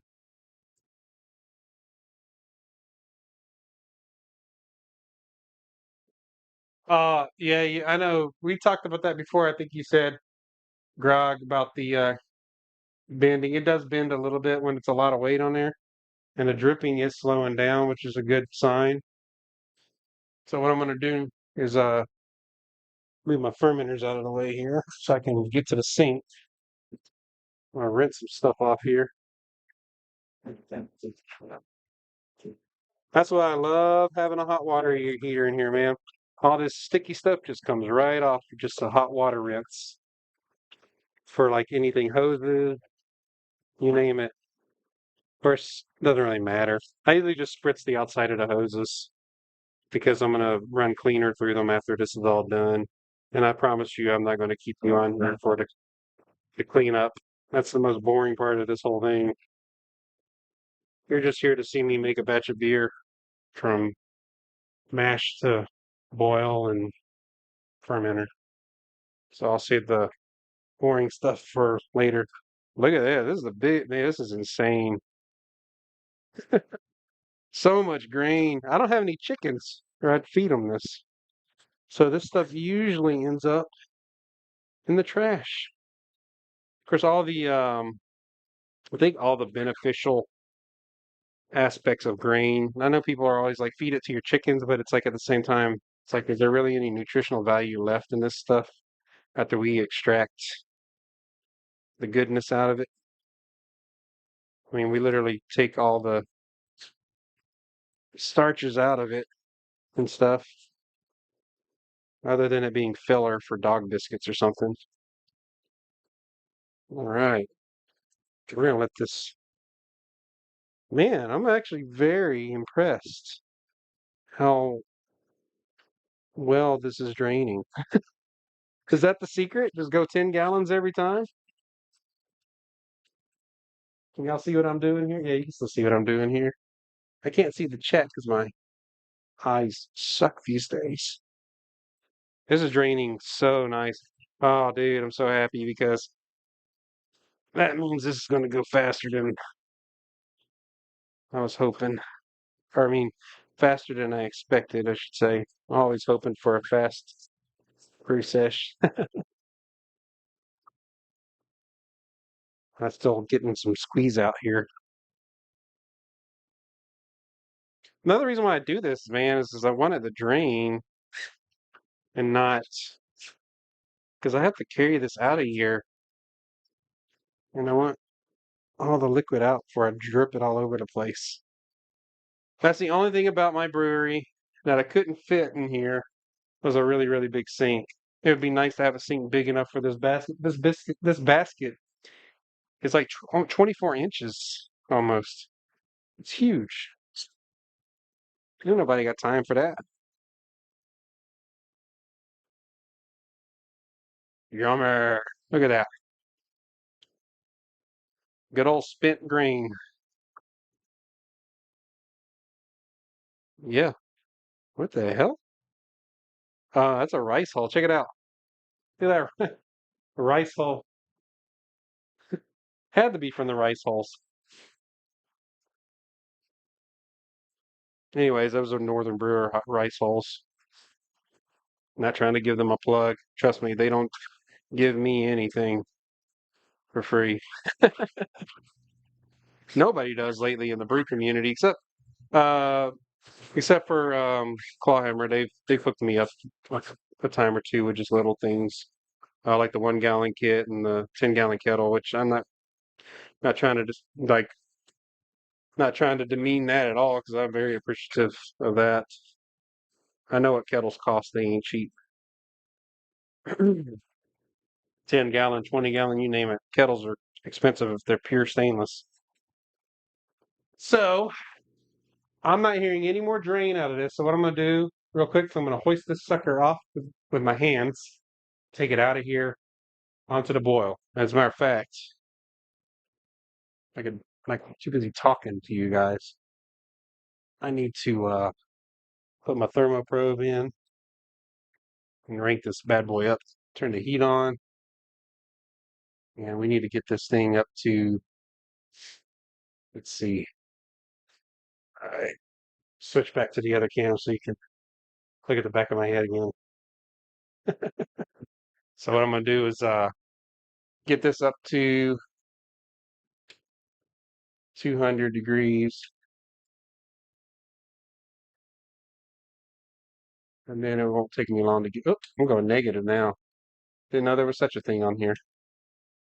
200, 201 degrees. That'll get us really close to boiling, but not boiling, you know? So I don't really want to boil while I have this thing. Or actually, 205. Let's do 205. I want it a little bit closer. Okay. So let me get this basket off.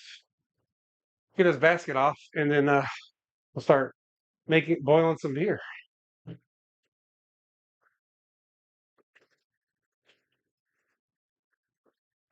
All right.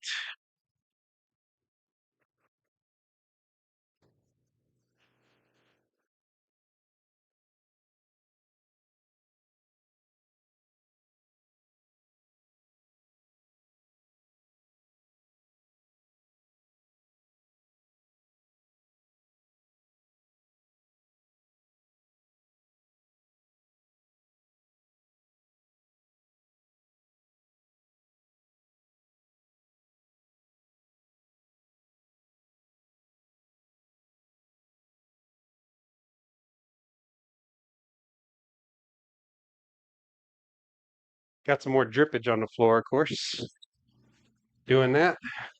But now we can let that bad boy heat up. And paper towels. So I'm looking for the paper towels here. So I did spill a little. I did drip this time across the floor, taking that thing out of here. That's the only thing I'm excited about using the 10 gallon system, or the 5 gallon system, I should say, or 10 gallon kettle, 5 gallon system, is I can just take it over to the sink and not take the basket outside. But like I said, I didn't have a lot of room in here for uh, a sink that would accommodate a kettle that big. Star sanding my floor, in case you're wondering. Didn't anybody tell you when you brew beer that a good chunk of it is janitorial? It is. You find yourself cleaning a lot while you're brewing.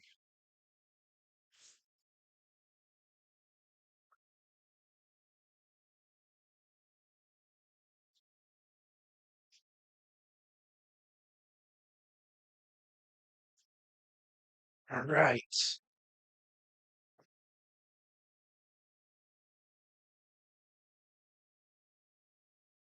Now, still got the kettle there, starting to come up to temp. I'm gonna go ahead and ramp that bad boy up to the manual boil mode here.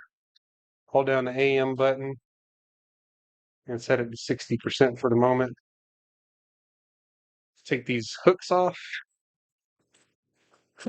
Now, what I like to do for this part is just kind of put the lid on for a minute while I get my vent hood hooked up, and then I'll kick the vent hood on and start sucking the steam because it's already getting steamy in here. It's like getting really humid in here, even with the AC blowing. So let's do that.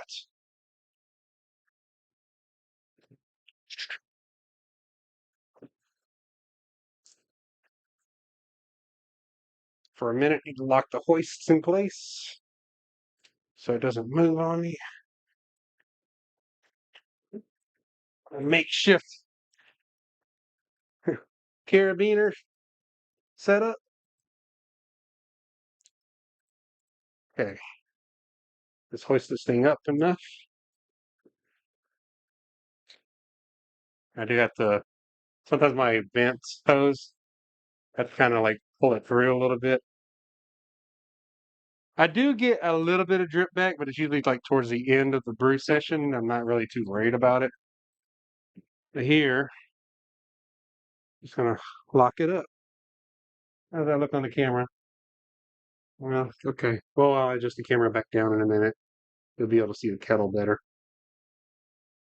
And crisscross applesauce on this thing. All right. We're in business. We are in business. Now I can take the temp probe out because I don't really care anymore about the temp probe. We're done monitoring the kettle temp until cleanup. Like I said, I won't show you the cleanup part because that's just super boring and not exciting. Now what I got to do, for those of you maybe paying attention still, yeah, Jeremiah, I just saw your comment. Yeah, if you love doing dishes, you'll love home brewing. Amen. You do a lot of cleaning when you're brewing beer. I'm gonna slide this kettle over for a minute and clean this crap up.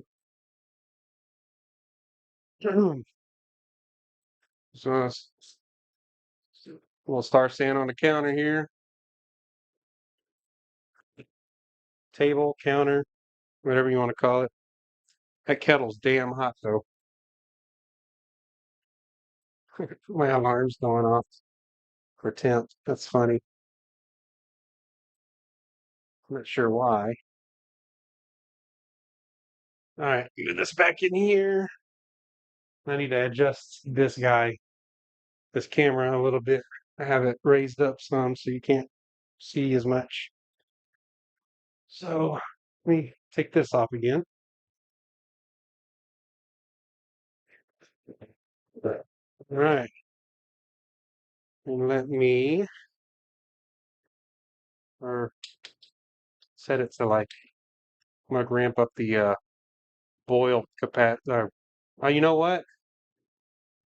100% forgot I'm dealing with a 10-gallon batch. On a 5-gallon batch, I usually keep the controller at like 60% on the element. We're boiling full. The hell we got in here? We got 12 gallons in there after the absorption and everything. Yeah, we're going full 100% on this boil for this 10-gallon batch. Otherwise, I'll be sitting here forever waiting on this thing to boil. It'd be like boiling with a 120 unit.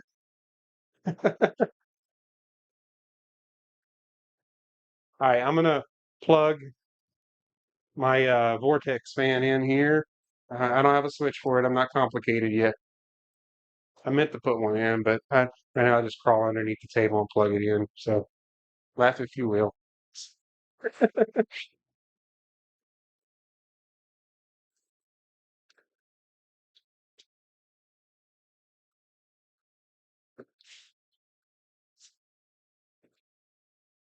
All right, got the vortex fan going.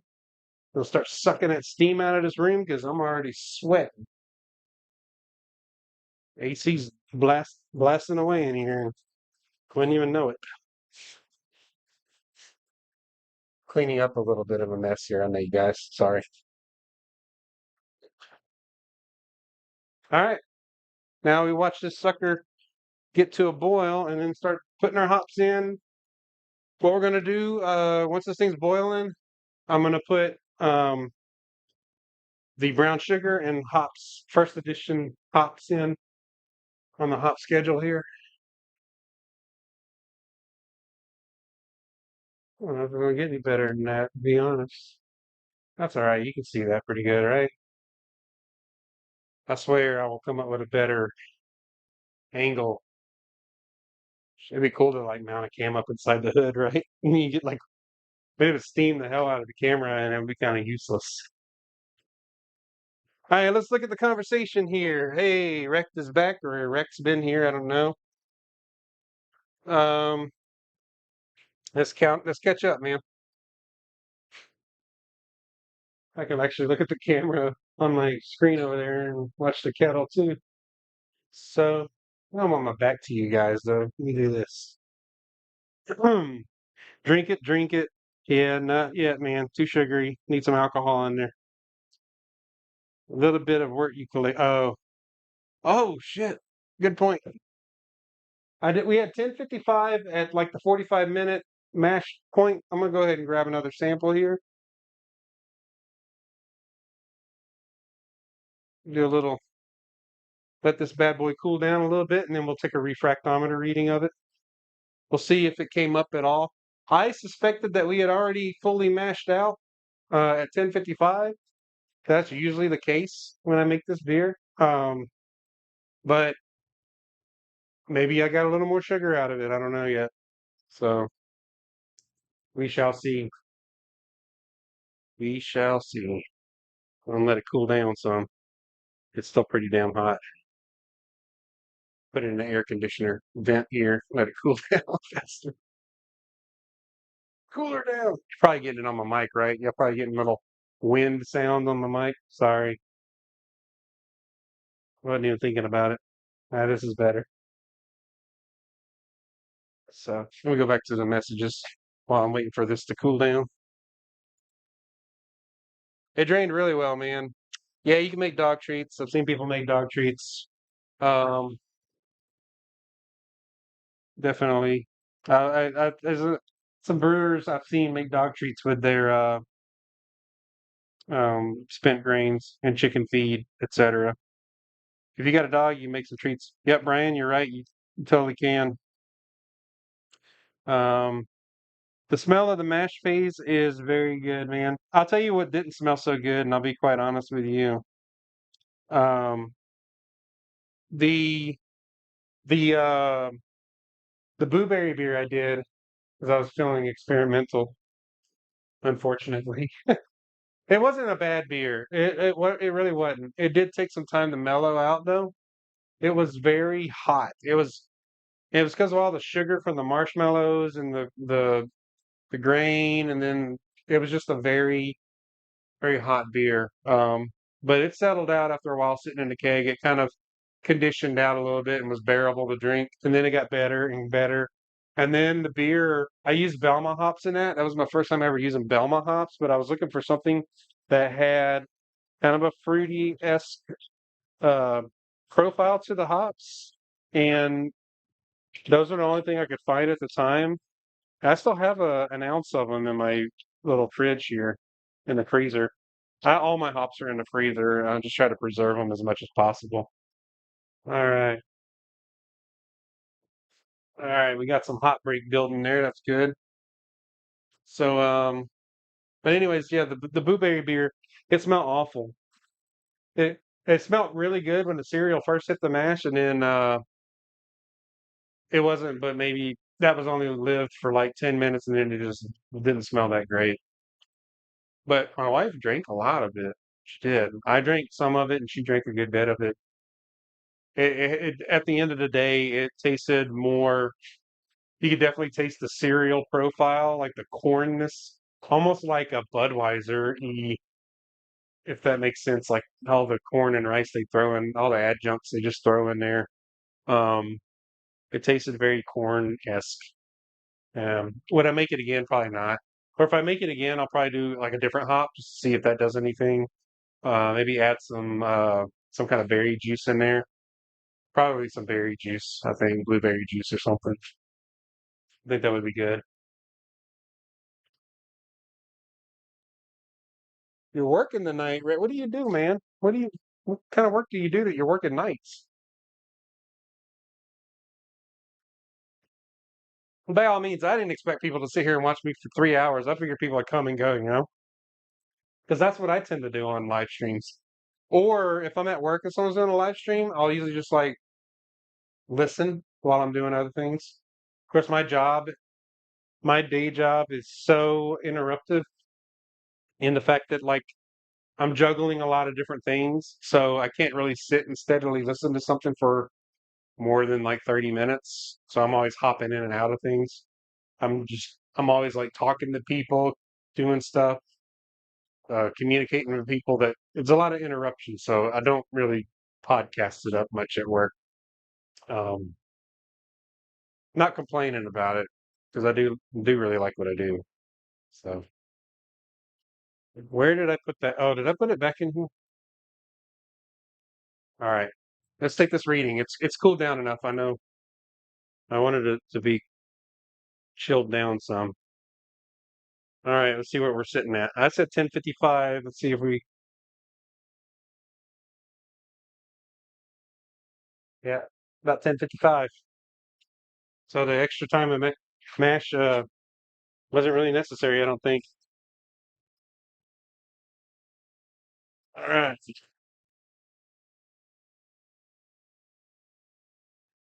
All right. Starting to look good in that kettle. Smells good. Smells fantastic. So, who else is working tonight? Is anybody else working tonight? Or is it just, hey, Kenji, what's going on? Welcome to the brew stream. Let's see, 212. I don't know what that, oh, 212. Is that your boiling? Mine is, yeah, we're at sea level almost here in Houston area. And I think, yeah, we're at Houston. We're at Houston. Geez, can't even talk. We're at sea level almost here. I'm like 100 and something feet above sea level here in the Woodlands area. And so it's like 212, 213 for our boil. When I was in Midland, West Texas area, we were higher, much higher elevation, and I was hitting boil at like 205, I think, 206. It was pretty impressive. Oh, you're an IT guy. Oh, I feel for you guys, man. When that stuff goes down, you have to fix it. Yeah.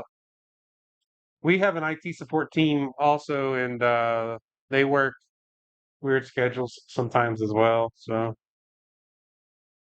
yeah. Okay. That makes total sense. Yep. You probably work weekends sometimes too.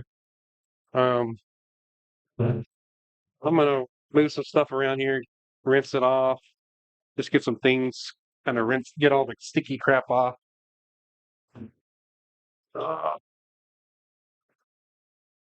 Give my mash pedal a good rinse off with some piping hot water here.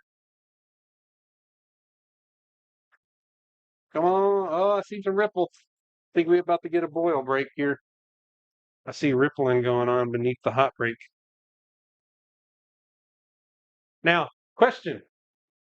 I never do it. Do you skim off the hot break? Apparently, some people are incredibly passionate about skimming the hot break off.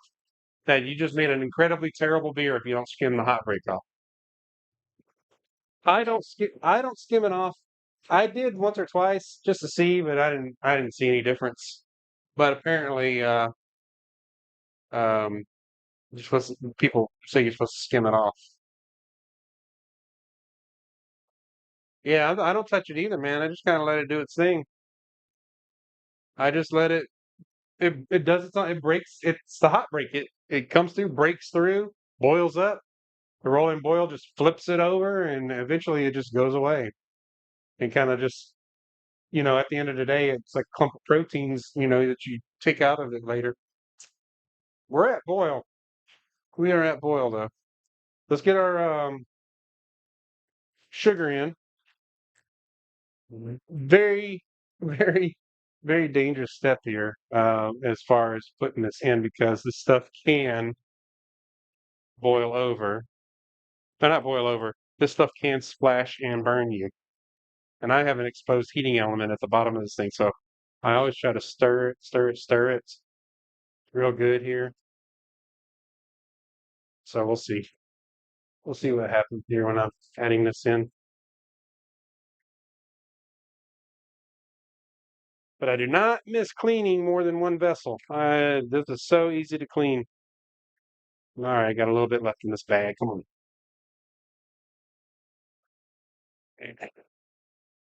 There's some stuck in the corner here.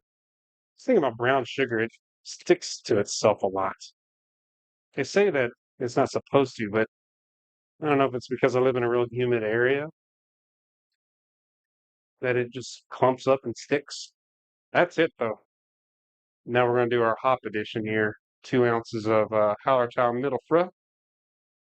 Good old German hops. Nice little earthy spice profile to them. Going to give us a good little bit of bitter, not too much bitter, just a little bit. Just to give a little bite on the front of the taste. German Hallertau. Now I need to put my hot spider in. I do use a hot spider with this kit. Because I don't want it to clog up my chiller. That one pellet did get by. A rogue pellet. Go ahead and put these in. All right. I know y'all couldn't see that. Shit. Should have put this on this side so you can see me doing the hop drops. There you go. Now you can see my hop drops. 2 ounces. 45 minutes. Is it 45? Hell, I don't remember. Let me check. Let me check. Set a timer too while I'm thinking about it. Yeah, it's 45 minutes. That's a nice boil. I like that. Never got that on my grandfather, man. Never got it on my grandfather. Let's see. All right. Got my little handy dandy trusty timer here. 45 minutes. We'll throw in the other hop addition, the aroma hops, flavor hops, which are also just German Hallertau. And then we'll put the pumpkin spice in there, and then this whole room will smell absolutely incredible. You'll think I'm baking a pie in here. All right. David Jones, what's up, man? Thanks for joining. Oh, dude. Oh, man, I'm so glad it's helping. All right, I'm dialing this back a little bit. I'm gonna set this bad boy to about 80% on the boil. That element is rowdy. That damn cloth, I know it's just a water heater element, but damn, that bad boy will roll your boil. Look at that sucker. Like I said, on the 5 gallon batches, I had to dial that thing down to like 60% on the boil and just let it kind of pulse because it's just too much for a 5 gallon. That sucker's got power. Tex ass. Don't be dissing Texas, man. We coming for you. You're in Denver. Yeah, we have employees in Denver. Uh, oh, you only work weekends and you're off all week. Damn, dude, I'd take the 4 off all day too. I'm getting ready. We're gonna go to San Antonio here soon. I used to live in San Antonio, Texas. Went to high school there, junior high. Did a little college there, and worked there for a bit. Then moved to Houston in my early 30s. Not going to age myself too much here, I hope. But spent I've been in Houston ever since. I'm not a big fan of Houston personally. Really crowded place, and it's getting more and more crowded as people from New York, California, and stuff move here. A lot of Californians are moving here, like I got neighbors. A lot of my neighbors that are moving in are like Californians, and they're just trying to find cheaper living. But they're blowing up our living. They're moving from expensive living to our cheaper living, and then blowing up the real estate market. And now everything here is not necessarily cheap anymore. Yeah, man. Sorry, I busted that hop drop up, but I moved it over, so now you should be able to see them hop drops. What's the most invaluable piece of homebrew equipment? The kettle, man. No, really, the kettle. The kettle is first and foremost like the most invaluable piece, in my opinion, or should I say, most necessary piece? Maybe not most invaluable, most necessary piece. Hop spider, very a lot of value there because um, it just saves you headaches when you're cleaning your chiller and running things through your lines, and yeah, hop spider for sure. You run your 5500 at 55%. Yeah, yeah, yeah. Are you telling me I should be doing that? I don't know, man. This is my first 10 gallon, so 10-gallon brew. Boil off. I can't even see where we're at on the boil off. Let me take a little gander here, see if I can even look. Scrape a little bit of foam away here. We're just below 12. We're just below 12. Yeah, I might dial it back a little more, honestly. Let me dial it down to like I'll say 70. I'm kind of monitoring the way the wort is boiling. Um, and that kind of helps me judge. Like one thing I didn't do and I should have done, probably gonna bite me in the rear later. I don't know. I might end up with too much work, not enough. We'll see. Is I did not do a test boil off at the volume of water that I was going to use. Um, I know what my boil off rate is on a 5 gallon batch. It's like 1.4 gallons an hour. This thing, that's at like 60% or so. I did not take the time. And like I said, I might end up with too much boil off, or I might end up with the right amount to boil off. Because all your water calculations and stuff are all factored by your boil off rate. And I don't care. It's going to be a great beer. And I'll top it up if I have.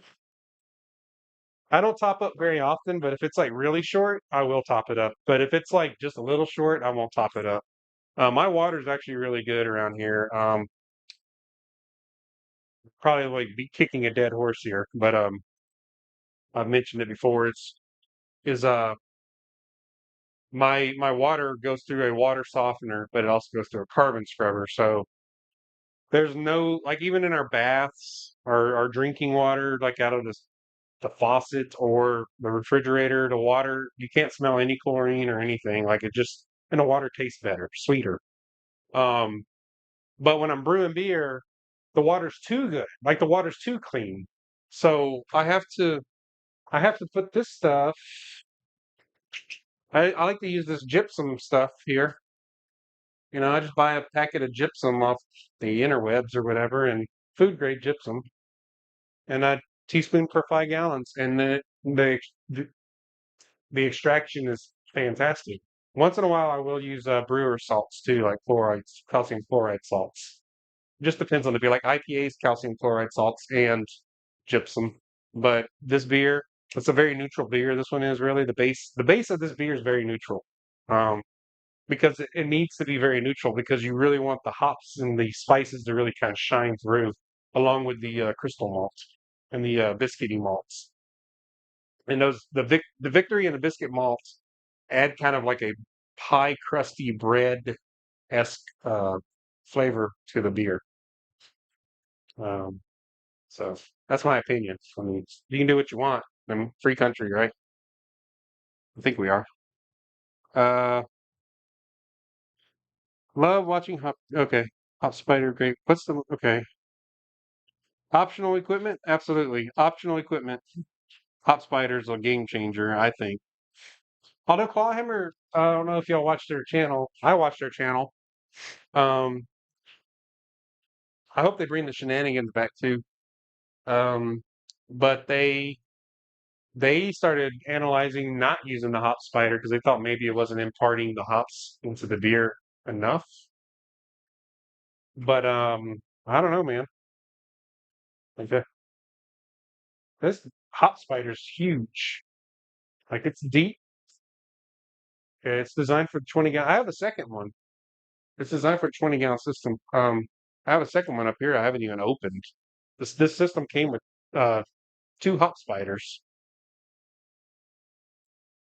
but I've only been using the one.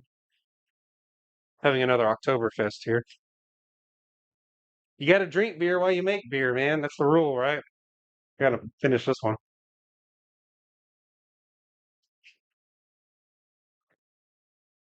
Drink beer while you make beer. And you know what? The more I think about things, I don't think I'm going to use my DSLR as my main camera. Anyways, these webcams actually are pretty nice when you have good lighting.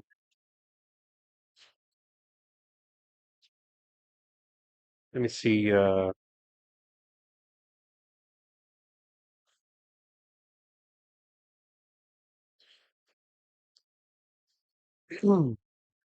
right. Dude, my mic is still almost at 100%. Insane, man. I really thought these things would be drained out by now. And I don't know why I'm looking for the freaking bottle opener. These are twisties. That's how you know you've made it in the beer world is when your bottles are twisties, right? Because the twisties, I'm sure, cost more. Damn, I hope my margin's this good. Jeez, that's a really good margin.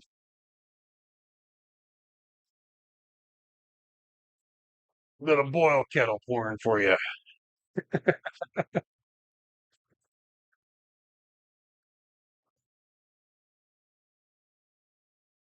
Well, I will try the DSLR in a test stream sometime just to see how it goes.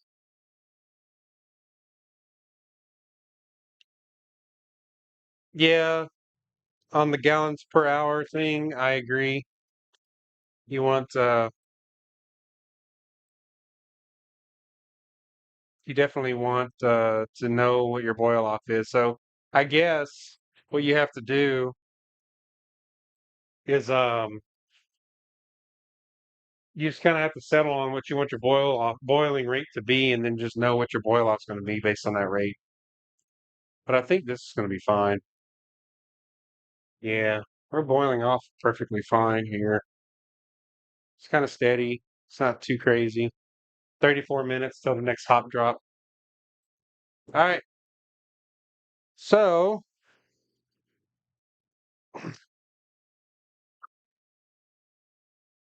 who's in this stream that hates pumpkin beers?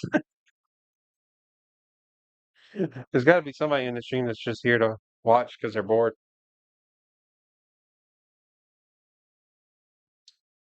Let's see. I'll try to, like I said, I'll try to DSLR out and see how it goes. Yeah. Guys, I am tired. I uh I didn't I went to bed at like 12:30 last night and then I woke up at like 5. Just was thinking about, getting all this stuff together and also just getting other things done around the house and stuff. So yeah, I'm gonna sleep like a baby tonight when this is all done.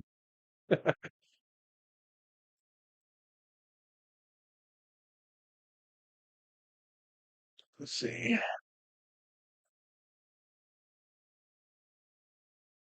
So yeah. So yeah, funny stories. Well, not it's not funny, but just interesting little tidbit. I um for this camera that's on me, It's a webcam as well. I got two webcams and then another webcam. And actually, the webcams are pretty good with the spotlighting and stuff. But I was going to use like I said, I was going to use my DSLR for that, but then I realized I had the wrong HDMI micro cable. Canon's got a fancy one or weird one, I guess. Proprietary design, maybe. I don't know. And then so I was waiting on this this guy here. It's a capture cam. It's a kind of a man, you can't even read that. Jeez. It's a video capture card kind of thing, Cam Link. It's not like a name brand of any sorts. It's just kind of one of those Amazon specials. And so I was excited to get it. And then I realized that the cable, you know, this is this is an HDMI to micro HDMI, you know, what you would expect to get is, the little micro. Well, the Canon camera's got like a weird micro HDMI in, so or out, I should say. So I need to find that one. And from what I understand, Canon cameras are not friendly with they're not friendly with clean HDMI out or anything. You can't like do autofocus with them and everything. So there are some drawbacks to using a Canon DSLR for your main camera for web streaming versus like a Sony. Or apparently, Sonys are are really good for live streams. And so yeah, let's see. Let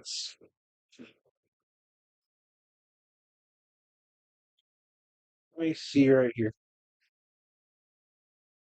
You usually throw a tablespoon of pH stabilizer. Man, you talking about the pH 5.2 stuff? The pH 5.2 stuff, I stopped using it.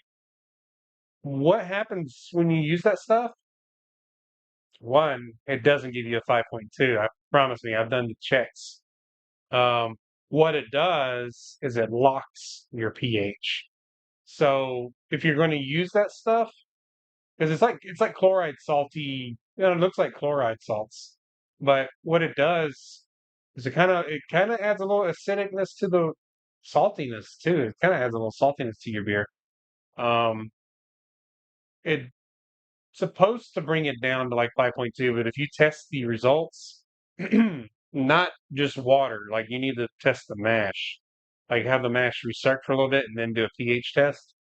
You'll find that your pH will tend to be higher than 5.2 for sure. Um, so I've noticed it locks the pH from moving um, down or up. The intention is so it doesn't move up. Yeah, man. No problem. Um, I'll probably do more of these. Like I said, I've been doing. I haven't been churning up videos as frequently as I used to. Um, Life kind of happens. I got kids now and stuff, and YouTube kind of buries us BrewTuber guys and barbecuer guys. Uh, kind of bury us in the algorithm sometimes. Like somebody the other day commented, "I haven't seen you in like a year or something," and I was like, "Dude, I've been posting at least a video a month lately." I mean, there was a spell where I probably went 2 or 3 months without posting, but if I ever stop doing this, I'll definitely make an announcement. But I'm actually trying to ramp it back up. Things are kind of calming down around here. My 6-year old is less needy now as she's getting older. And then I do have a 2-year old. She's still needy, but not as needy as the other one was.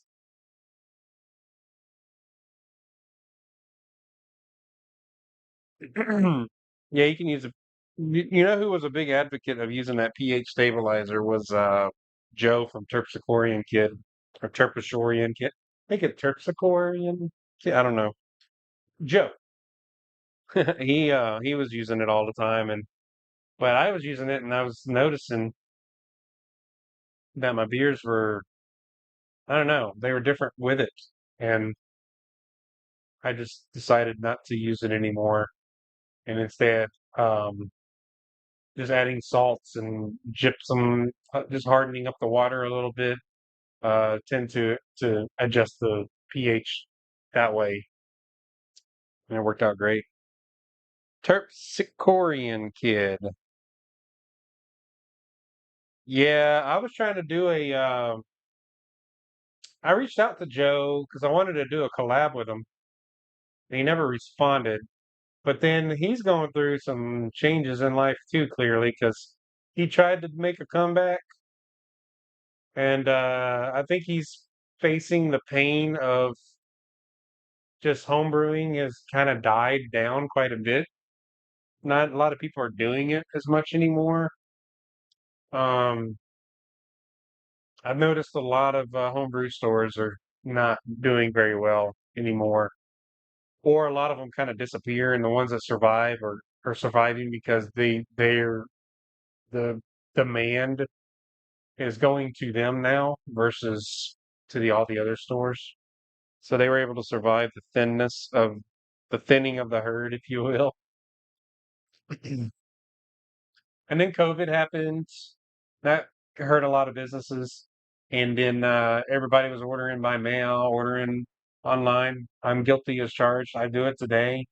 I order from Austin Homebrew, which is used to be a homebrew supply store in Austin. They closed their physical location. They still operate under the name Austin Homebrew Supply, but they're actually part of the greater conglomerate of Northern Brewer, because Northern Brewer owns Austin Homebrew Supply. They own Midwest Supply, Adventures in Homebrewing, and More Beer. Those are all the same company, operating under different names. And so that's why if you order, like, well, if you're on their mailing list, just with one of them, if you're on a mailing list with just like Austin Homebrew Supply, you'll get the exact same promotion emails from all the different name brands.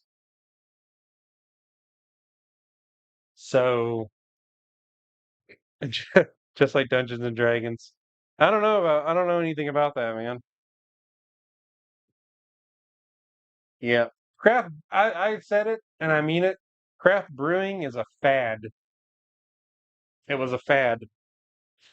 The people that stayed, the people that got into it back in like 2012, 2013, I got into it's interesting how it all happened. Um, I got into it right before it exploded. And I don't know, I didn't get into it because everybody else was getting into it. That wasn't what that was. As a matter of fact, I didn't discover Craig Tube, who doesn't post videos anymore either, or Joe, or I didn't discover those guys until I started investigating how to brew my own beer. So what it was is when I moved to Houston, Texas, I discovered craft beer. There wasn't craft beer in San Antonio. You had like Shiner Bock and Budweiser.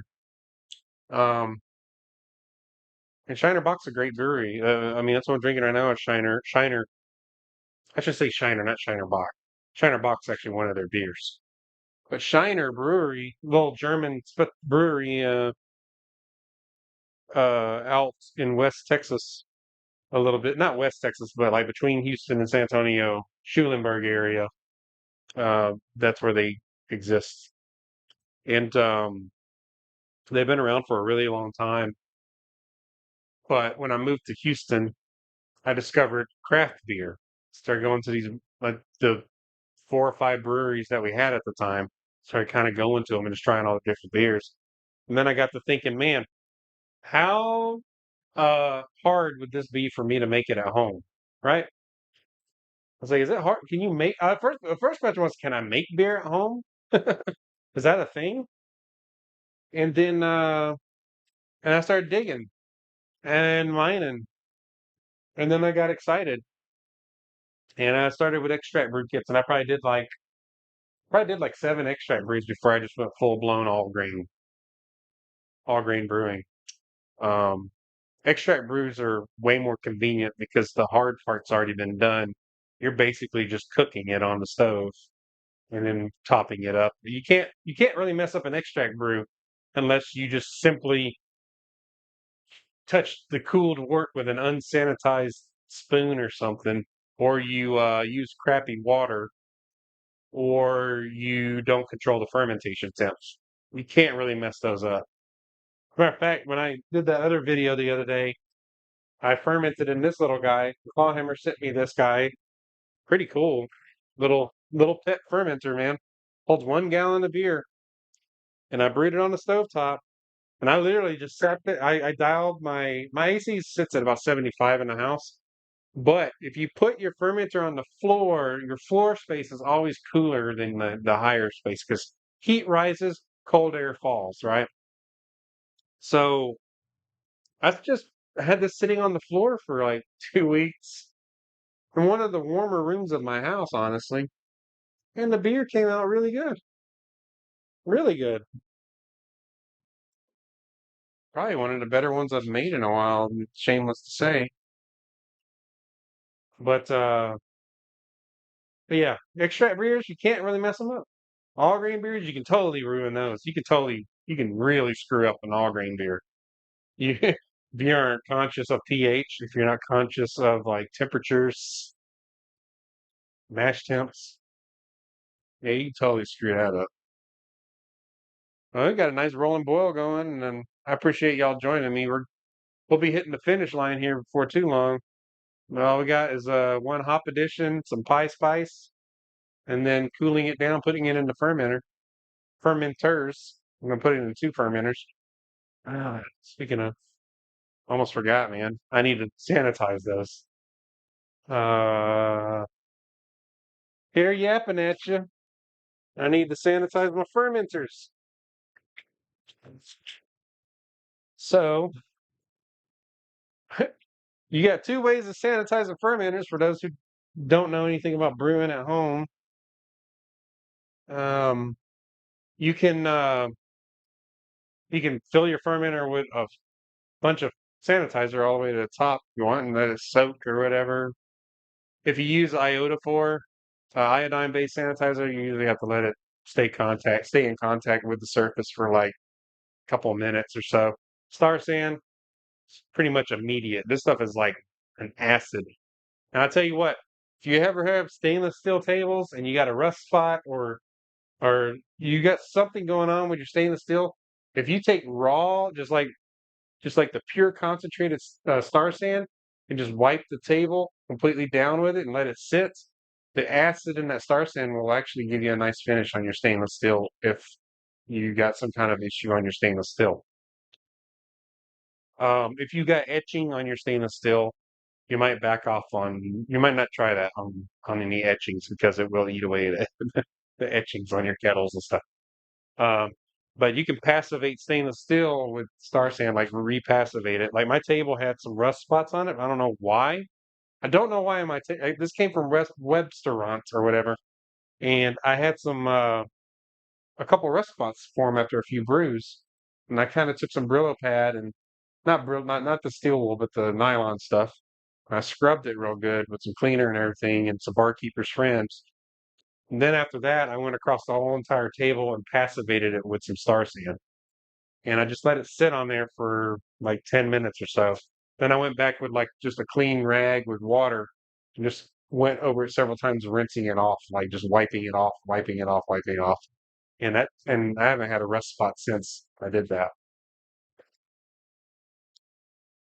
Same story for you. I just wish I'd started sooner. A friend bought me a beer kit for Christmas one year, and I took that idea to the internet to find CraigTube and all the BrewTube. The rest is yes, that's right, man.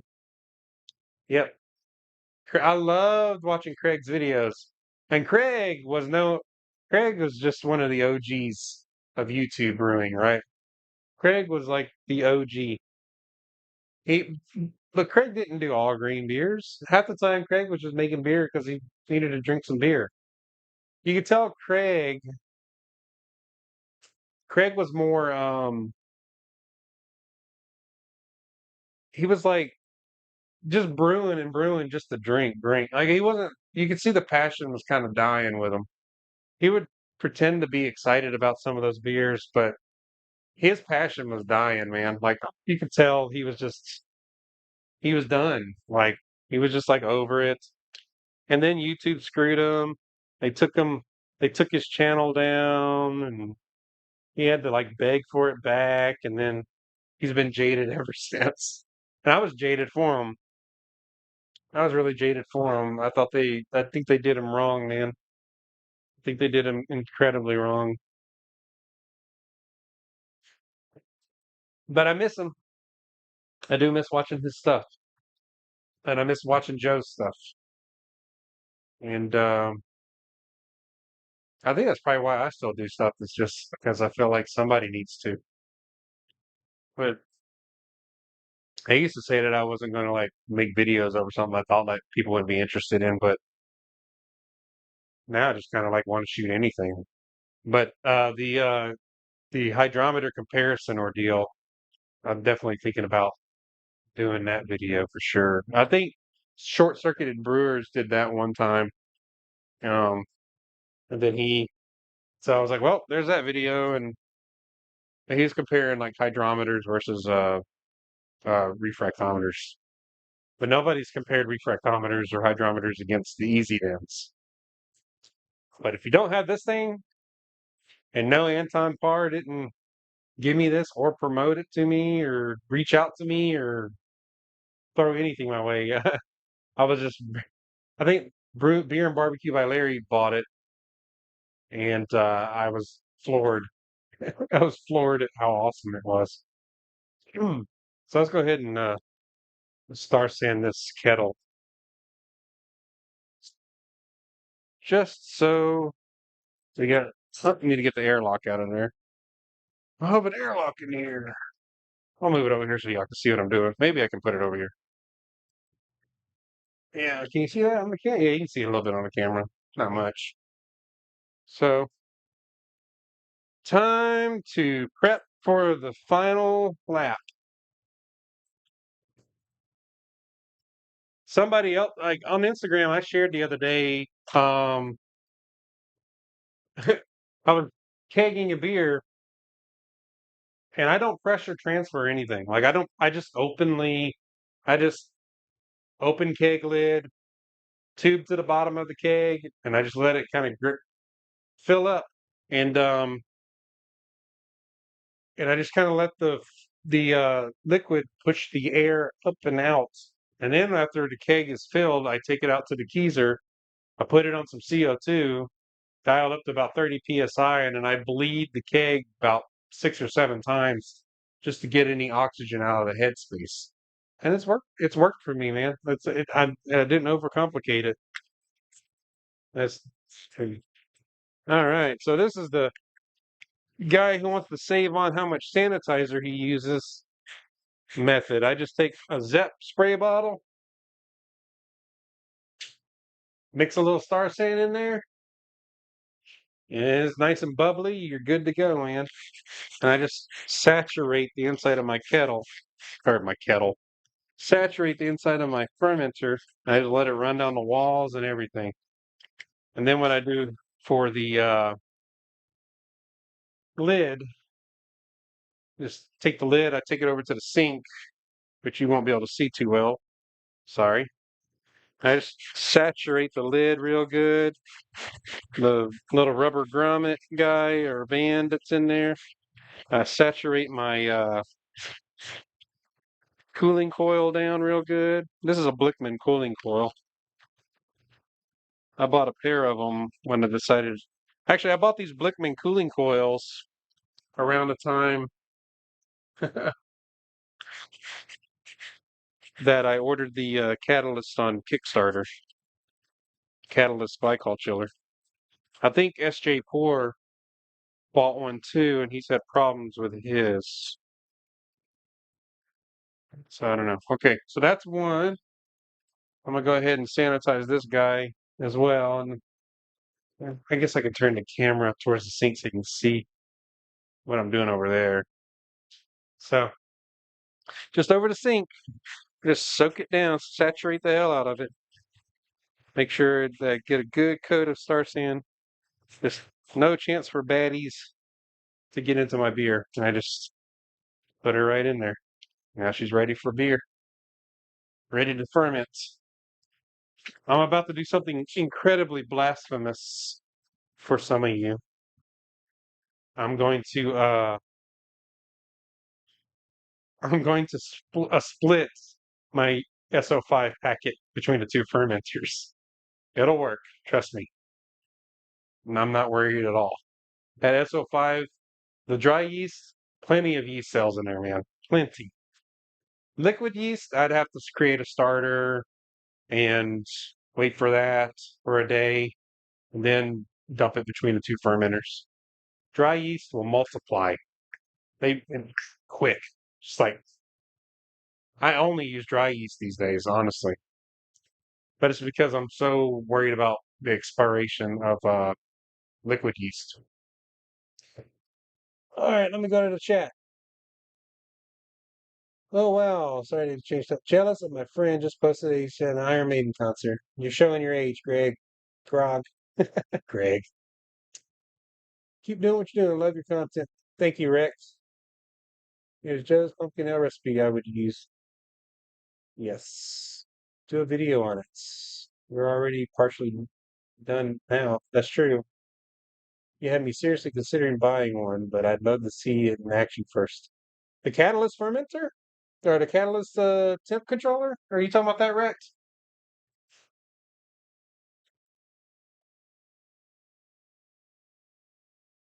Do you still use the floating dip tube? Yes, I do use the floating dip tubes.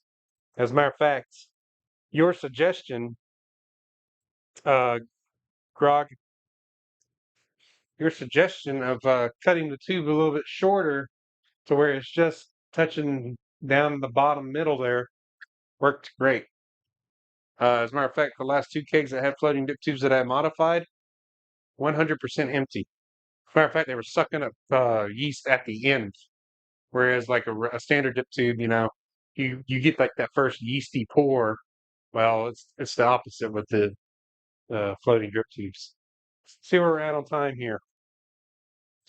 10 minutes. We got 10 minutes. So we have a total brew time left for the boil. We have 10 plus a hop drop at 15. So we have like 25 minutes left. And then I'll put it in the fermenter. And then I will end the stream. And you guys will all have a wonderful night. And I will be cleaning for about the next hour or so. And then I'm going to hit the hay. Let's see. Where did I put those hops? Yakking away, and I don't know where I put my hops. I better find them. Dude.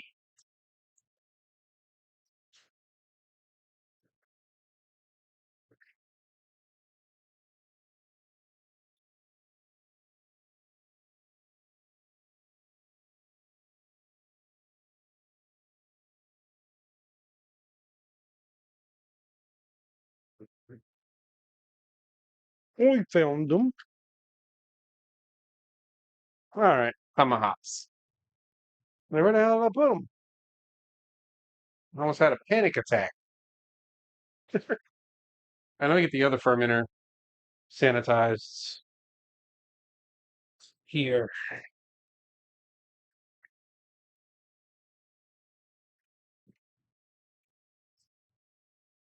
All right, set this aside for a second. That little trick that I like to do is, man, is when I'm done with the fermenter, I'll clean it and everything, and I'll just keep the airlock in my thermowell inside the fermenter till next go around. That way I just have an airlock ready to go and don't got to go searching for an airlock, even though I do have a drawer full of those things. Just I've become an avid collector of airlocks. Not on purpose. I don't know how I ended up with so many airlocks. I guess after you brew for a while, you just end up with a bunch of airlocks. I'm one of those guys, man, that if I can't find something, I'll buy a replacement and I'll worry about finding it later. So that's how I end up like with an extensive collection of stuff. Then I end up giving it away or something. So not too sure. All right, sanitize, sanitize, sanitize. I am an avid fan of Star Sand. I use iodophor sometimes, but not so much these days anymore. Except when I make wine, I do find myself gravitating to iodophor because it's less foamy. But Star Sand, without a doubt, is a better sanitizer. Costs more too. That's why everybody goes for iodophor.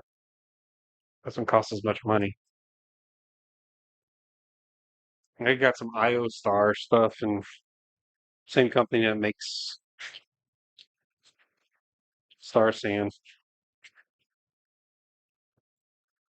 All right, get all around that rubber grommet. Oh, any baddies hanging out in the rubber there. All right. All right. Sanitized and ready. All we got to do is get this boil done. Got 2 fermenters ready to go. I'll plug them up to the catalysts when it's time. Move you back over here. All right. Back to the chats, because I know there's more chat. Probably. Maybe not. Blow off tube. No, man, I don't use a blow off tube. I haven't had a yeast that aggressive in years. I when when I was using bucket fermenter, like old school plastic, $18 plastic fermenters, basically food grade buckets. Those I did have blow offs from time to time. I haven't I haven't used those in quite a while. I've never used a blow up set. Blow. You know what? I'll take that back. When I first got these bucket fermenters, these steel ones, and I switched to the brew jacket. Y'all remember the brew jacket? It's still a thing, I think. I have two of those still, just as backups to my catalyst. But the brew jacket was that, the little stem thing with the little controller top, the little controller piece that it's screwed onto, and it used the electric or electro transfer of temperature or whatever, kind of like a heat pump, like it transfers the heat from the work to the heat sink and then goes out. It's got a fan on it. And you can dial the temp on top. I have two of those, and I did use blow-offs with those because I did have an instance where I don't know why, but I had blow-offs using those. So, but yeah, I haven't used a blow-off tube in forever, dude. I could say I haven't used a blow-off tube setup since like 2015. That was like 2 years into brewing or so. 3 years into brewing. Oh, check my phone.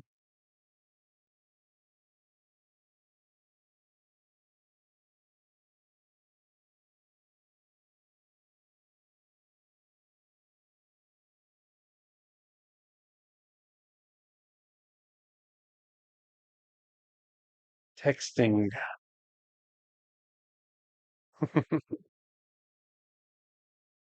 Okay. One thing, I'll tell you right now, I don't know if you see it on the cam. This is about the point where I do get a little drip back from my hood. It's never been like anything alarming for me. But I do get a little drip back from my hood. And then my inline fan here will start to get a little water drip from it. And I've heard that this is actually a very common occurrence with the inline fans. So I don't sweat it. I just like basically which is time to do right now. I just put like a paper towel or something there to kind of let the water just fall on that. And then what I do when I'm done brewing, I'll let that fan just kind of run for, half hour or so just to blow out any remaining, uh, kind of help dry it out. And never had any issues. I've taken the ducting apart, looked for mold, nothing, no problems. So, which is a pretty impressive because Houston's so humid.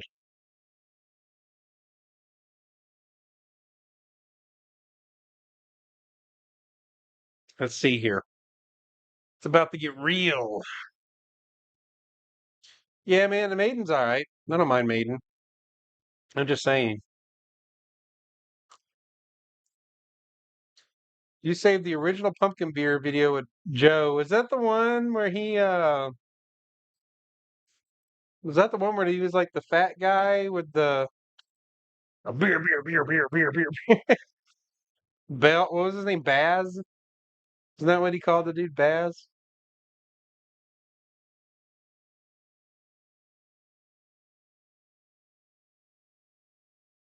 Let's see. Talking about the easy dens. Hold on a second.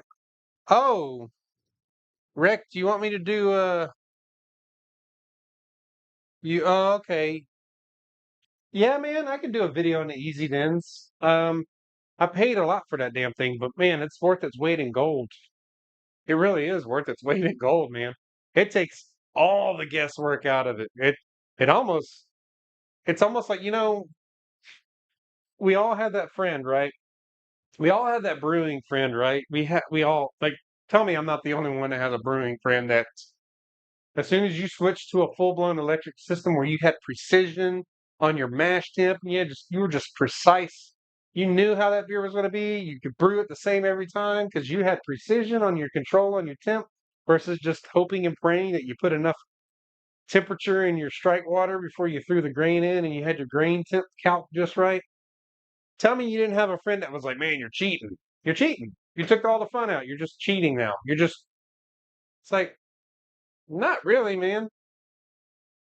It's kind of like when you cook over an uncontrolled campfire versus cooking over oh, there's our timer. Cooking over a controlled temperature stove or whatever. All right, we're gonna do our next hop drop here, and we're gonna do the pumpkin pie spice. And all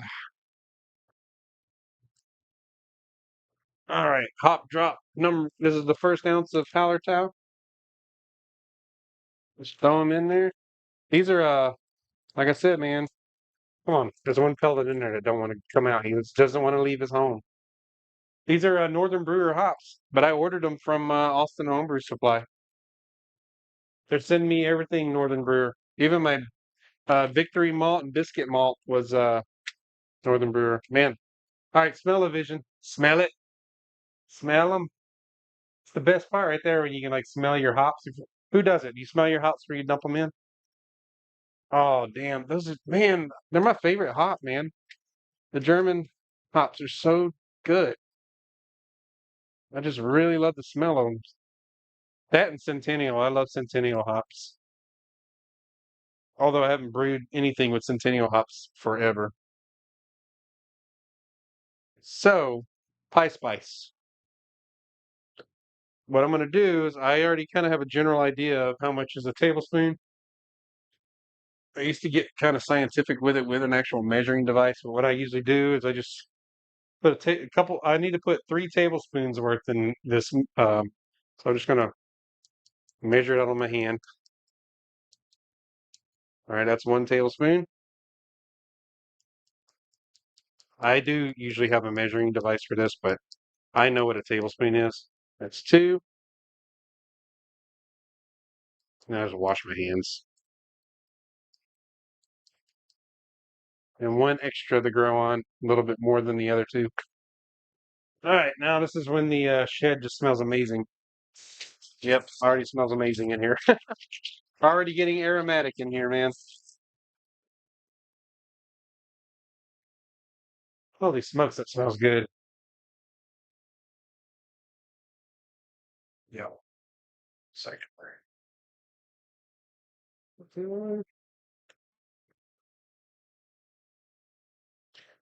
I had to switch out to the wrong. I had to switch to the wrong camera. Yes. Yeah, let me switch it back. Ke- Kettle. Yeah. All right, got 15 minutes left. I did see something. Clawhammer came out with a whirlpool arm, and I am definitely going to pick one of those up. They have a 20-gallon version. I don't think they have the 10-gallon kettle version. I'm thinking about picking one up. Let me go to back here. So, but I mean, before for whirlpooling, what I've had to do is when the flame out, I had to just stir, just like really work those in. But with the whirlpool arm, they put that on there, just let it swirl itself for like 10, 15 minutes. And at the same time, it causes, well, it's good. Whirlpooling is good. Like if you don't use a hop spider and you really want like your hops to kind of build up like a cone in the middle, it'll kind of help all your hops kind of settle in one place. So it wouldn't be beneficial in that aspect, but it would be beneficial for just like swirling the hops in there real good. Like if you wanted to do like a loose hop addition at the end for your whirlpool hops. You don't want to hop spider your whirlpool hops. You really want to kind of let those bad boys circulate through for a little bit. Do they have one for the 10-gallon? Okay.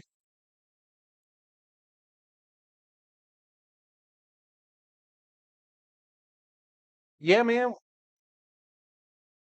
Um, you don't need to put, man, a little bit of spice goes a long way, my friend.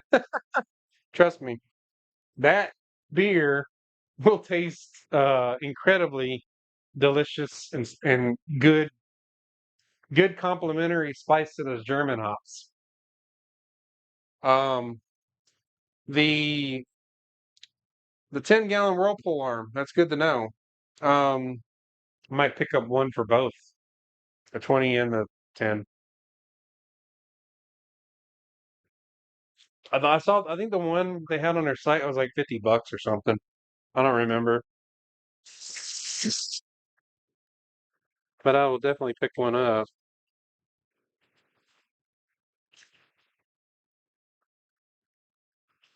All right, man. We are approaching the finish line. This is the part where, sorry if I'm making too much noise, but this is the part where I start reconnecting hoses to sanitize them. All right, there's that hose.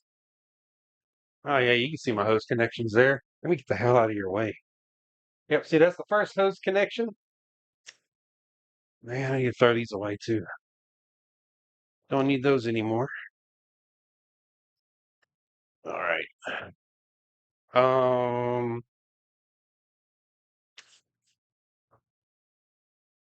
yes, X hose connection.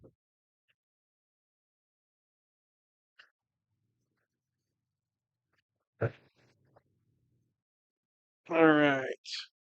Hose connection number 2 will go here. What I'll do is I'll just hang it on the candle for now. So I'm ready to connect it to the lid, or actually to the chiller. Speaking of, yes. This is a tiny plate chiller. This is actually a small one. Like I've seen some that are like double the size, but it works really well. It works incredibly well. Um, I've never had any problems with it. I've always ran the cleaner through it reverse to try to flush out any debris. And so far, I mean, I have this little temperature gauge on here. It's just the same kettle gauge that they use on their kettles. So we put it on there so we can kind of monitor what our current temp coming out is.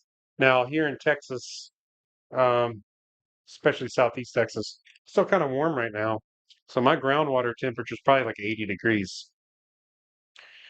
Not a big deal. What I usually do, because I have a glycol chiller, mind you, otherwise I wouldn't do this. I'll put the wort in there, and both fermenters in this case, and then I'll put the yeast in there. Go ahead and get the yeast going. And then what I do is I'll put the glycol, connect the glycol chiller, and just let it do its thing. This glycol chiller, man, no joke. I can put 90 degree, and I've done it. I can put 90-degree wort in my fermenter, and it will have that fermenter down to like 68 degrees in like 10 minutes, 15 minutes. It's quick, surprisingly quick. I know, Grog. I know, man. I'm just rubbing salt in the wound because I know you've been waiting for them to get some back in stock.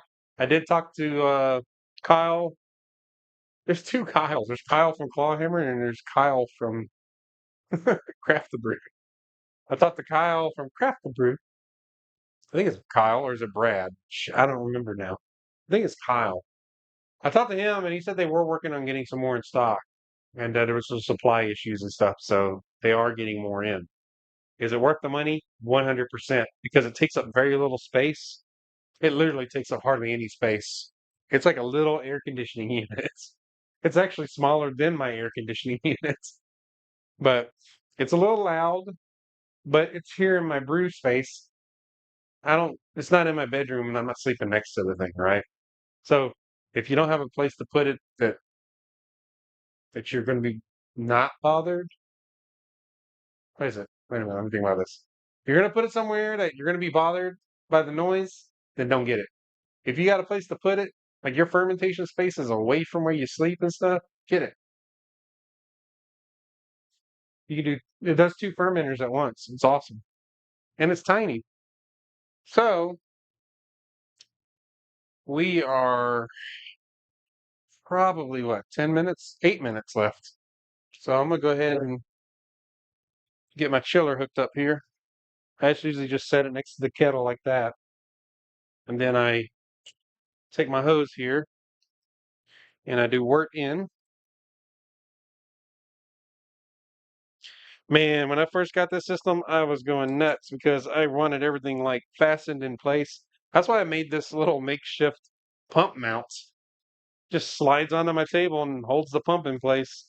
I just got tired of the pump being loose and just all over the place, so I mounted it.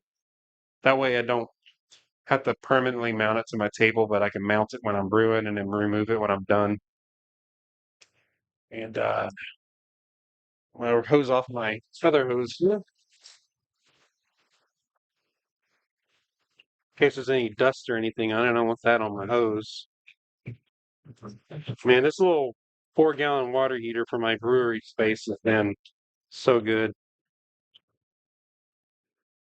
In case you're wondering what water heater I have, it's called Camplux. It's a Camplux brand water heater. It holds 4 gallons of water. It heats the water up really quick.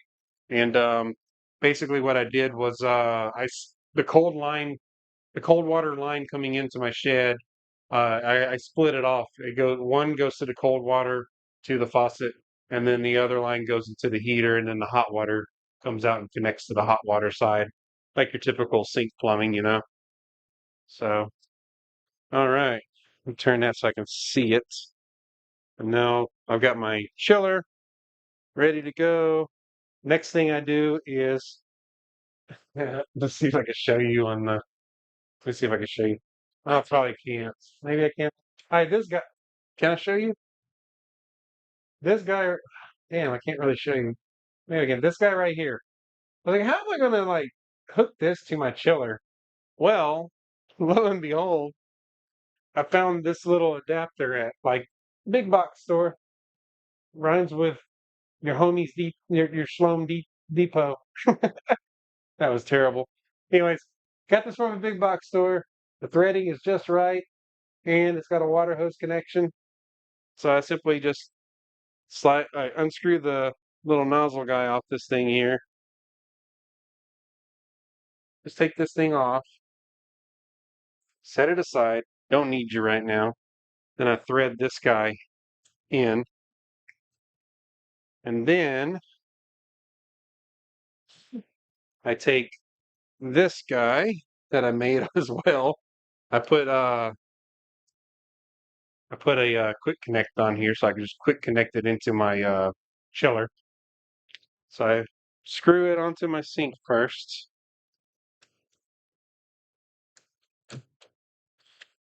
And then my trees outside get a really good watering because that's where the water goes. So then I just simply do the water in here, quick connect in, lock it in. That was also, hold on, did I do this right? This hose is in the way, hang on. That was the problem. All right, now she's locked in place, ain't going nowhere, no leaks, no fuss. And then I have this extra hose here that I also took a hose that I had. Doesn't have to be food grade. We're not running work through it, just water. The hose that runs water to my shed is actually an RV water, drinkable water hose. So yeah, this guy just make sure it's. So I got a quick connect on this one, and then this just goes in the sink and drains outside. So I'm gonna move this bowl out of the way for a minute. I'm gonna adjust the camera because I'm like totally off camera. There we go. So just gonna hook this to the water out, and it's ready to go. Now those little spring thingies that Grog was talking about would be really handy for this part. See how it kinks?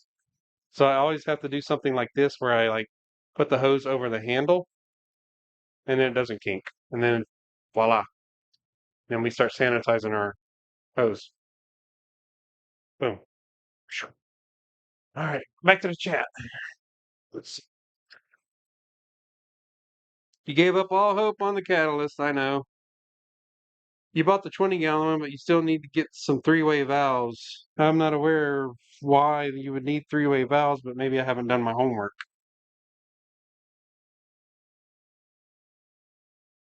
Yeah, 15-minute mark, you start preparing. You try to save yourself time, so you start connecting stuff where you can and shutting things down and just preparing to save yourself some time just by doing all these steps while you're sitting around, waiting for nothing to happen. 3 years ago, yes, sir, COVID happened, and then all hell broke loose, and supply chains got interrupted, and we all know the rest. Shenanigans. I did enjoy working from home though the whole time. That was kind of nice. I got to know my kids a lot more. I watched my daughter grow up for, a year and a half that I wouldn't have, if I was going to an office every day. Not complaining because I still do work from home like Mondays and Fridays. It just makes Mondays and Fridays more exciting because nobody ever appreciated a Monday. Nobody likes Monday. Monday's like the ugly, ugly duckling of the week. Sanitize my safe fail here. All right. Just gonna set it over here for now. And now for this final works piece measurement, I am going to use the easy dens. So I'm going to go ahead and take this thing out. Let you guys take a gander at it. You probably have already seen this thing. I mean, most of the brewers, especially the bigger brewers. I'm just a little brewer. Sometimes, I guess. I don't know. Just this little bitty guy. Look how little it is. It fits in the palm of my hand. And I do have kind of big hands, but it's tiny. They did come out with like a newer version that's a little different in the way it reads. You put a drop in the middle of it. You just like a little pipette drop in the center of it. For this one, you have to inject your work into it. And yeah, but yeah, it's tiny and it connects to your phone. You just press this little button on the back. It flashes. It's got a little light in there. And when you push start reading, it lights up and shines the light through the work sample and everything, and then tells you what it is, and it reads the temperature and everything. It's pretty sweet. Christmas presents, man. Ask your family for an easy dance. It's revolutionary, and I'm not just saying that. Completely my own personal opinion and not bought and paid for. So, I did find it funny when I got this thing. Okay, here's something really silly. When I got this Easy Dens, um, people were. Oh, there's my timer. All right, you can kill the heat. Kill the heat on the boil there. What I was going to say real quick is people didn't want to buy the Easy Dens because they were complaining about the injector that they couldn't find a replacement injector. Man, this is not a proprietary injector by any means. As a matter of fact, it says Braun Inkjet Inject. Braun Inject. It's like a. It looks like a inkjet printer. It. You can find these. You could probably. They're like pennies on the dollar, probably. But people were complaining about this, about not having a replacement of these or something. And then this is just a little bleed out tube, and I'll show you what that does as well. All right. So we're at the point now.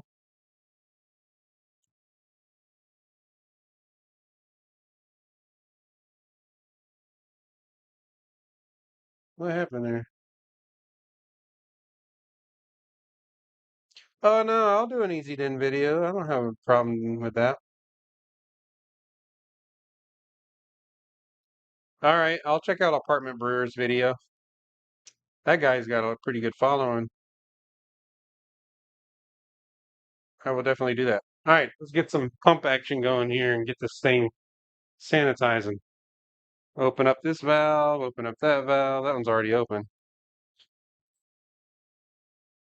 Let's turn on the pump. There goes the work flowing through the hoses. And there's the works. We'll let it flow through for a minute and sanitize the hoses real good. Matter of fact, you should stay put. I'll do that. Are you ever scared to like set your hose and walk away? Because usually it's not a good thing if you do that. What was our end boil volume? All right, my end boil volume is right at 10 gallons. It's 10 gallons on the money, according to the measurements. So, yeah. Now, what I do want to do, thinking of it, so I want to get this hop spider out. Oh, this is, get it out of there. Man, that's a lot of hops. It's full of hops to about here. I was going to let it drain. One thing I have done though, like one option on a Whirlpool edition, really, you could do, but you have to be very careful when you're doing it, is you can put your hops in a spider and then like recirc your work through the hop spider with the flame off or electric element off. You can do it that way as well. All right, I'm gonna turn the water on. Slow this, slow this flow. Trying to get this hop spider to drain better. Kind of jiggle it around, shake that wort out of it. Shake the wort out, man. Shake it. Splatter in it. Yeah, a lot of juice in there. Look at that. Still got a little juice dripping out of that spider. That's why I don't want to take it out yet. I want all that flavor. All right, we're gonna slow the flow here. I want to kind of get it down a little bit to about trickle, a little bit more. I want something about like that. Now I'm gonna turn the water on, start letting it cool it down. Cold water. There it goes. There goes our cold water. Or should I say really hot water? Not quite hot yet, but it's about to be.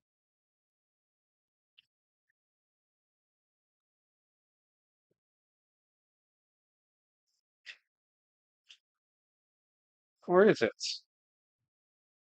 Let's do it this way. Let me throttle it down at the pump instead. Throttle down.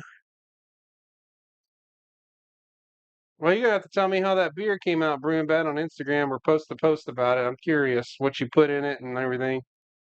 I might try and brew something similar. All right. All right, take that out of the way. Let's see if this water's hot now. Oh yeah. Good old hot water now. Chilling down the works.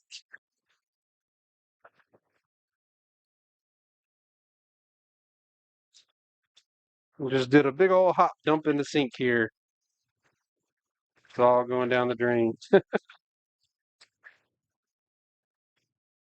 You have any ideas for using spent hops, let me know. I don't think you do, but oh, there it goes. Draining on out. Oh yeah, that's pretty cool to the touch. We start putting it in a fermenter in a second.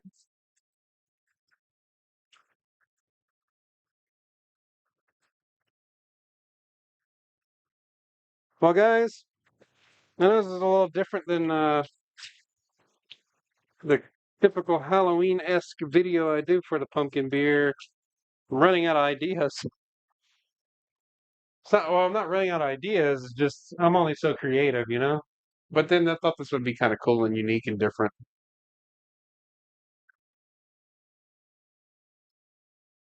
Absolutely, man. Yeah. I'm just now checking the chat, guys. You're not getting off the yet easy, Dan. Follow Apartment Brewer too. Yeah, I follow Apartment Brewer.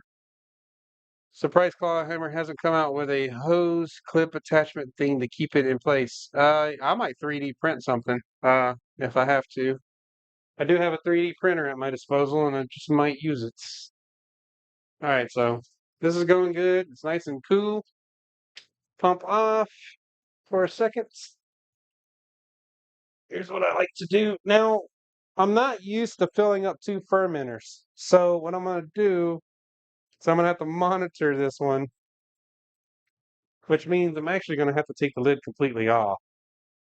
I'm not really crazy about doing that, but you know what? I'll just re-sanitize things if I need to. I did not think about that, but I have to see. I have to see, and plus I need to dump this star seed out real quick. The little bit that's in there. All right, dump that bit of residual star sand out. So what I'm going to do here is I'm actually need to monitor. I don't have a lot of debris here. I'm not really worried about contamination in here, to be quite honest. I'll end up with a sour pumpkin. I sure hope I don't end up with a sour pumpkin. That would be kind of weird. God only knows what kind of yeast be floating around here in Houston, man.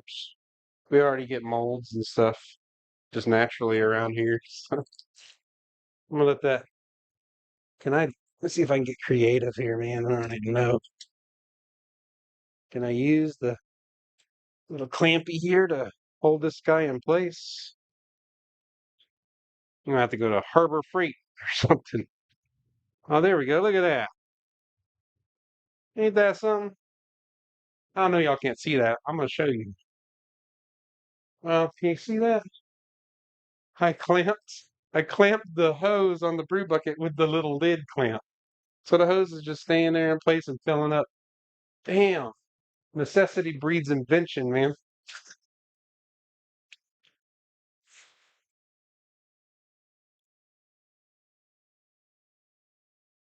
This is my first resin or filament printer. I have a filament printer. It's been serving me pretty good, man. I'm very happy with the filament printer, to be quite honest with you. No complaints at all. I've printed some pretty cool stuff on it. The resin and also the resin printer, the resin printers, all right, you know what? Let's see if I can flip you. I'm gonna move the kettle cam to the fermenter cam now. You are no longer a kettle can, you are a ferment. Is it gonna fall off and fall into the ferment? I hope it doesn't. That would suck. I mean, all this effort and then I drop my camera into the beer. That would be just sad and laugh worthy to everybody else in the brewing world. So we're just gonna, there you go, a little change of perspective there. Filling up the fermenters. I hope I didn't make anybody sick doing that. Nice. Look at her go. It's a thing of beauty, man. Look at all that protein just settling out in it. And I already got a bunch of protein separating in there. I always used to think that was kind of cool, man. Like when I'd brewing and like the little magic of the proteins moving around and kind of settling and stuff. Yeah, that's pretty sweet. And I took the lid off. I'm not worried about contamination. I promise you, I am not. Um, one, because I know this USO5 yeast is going to take off really quick. It'll be fermenting tonight, bubbling and producing all kinds of CO2 and everything. And that CO2 will just take over. Plus, this is kind of the point in the brew where you really want to introduce a ton of oxygen, anyways. You really want to let it splash and shit. I used to fill up bucket fermenters wide open all the time.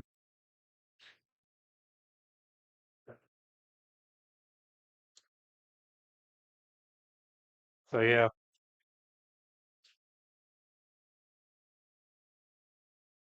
Well, um,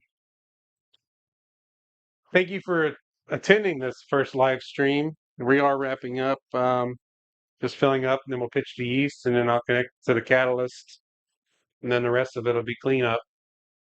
Everybody loves that part.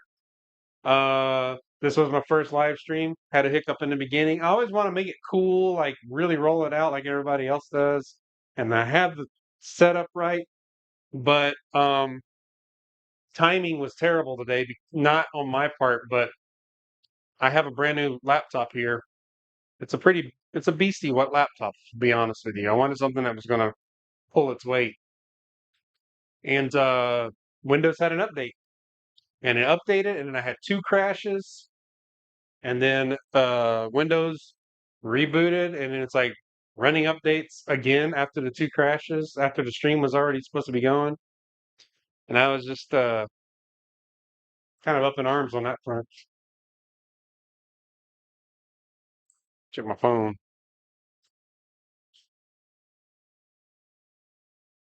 All right. All right, guys. This is this is when like this is like my official rollout of fall. This beer usually gets brewed in September, usually mid-September. Because I like to have it through October. And it's always been kind of a juggle between this beer or a Marzen. Well, I decided this year I was going to do both.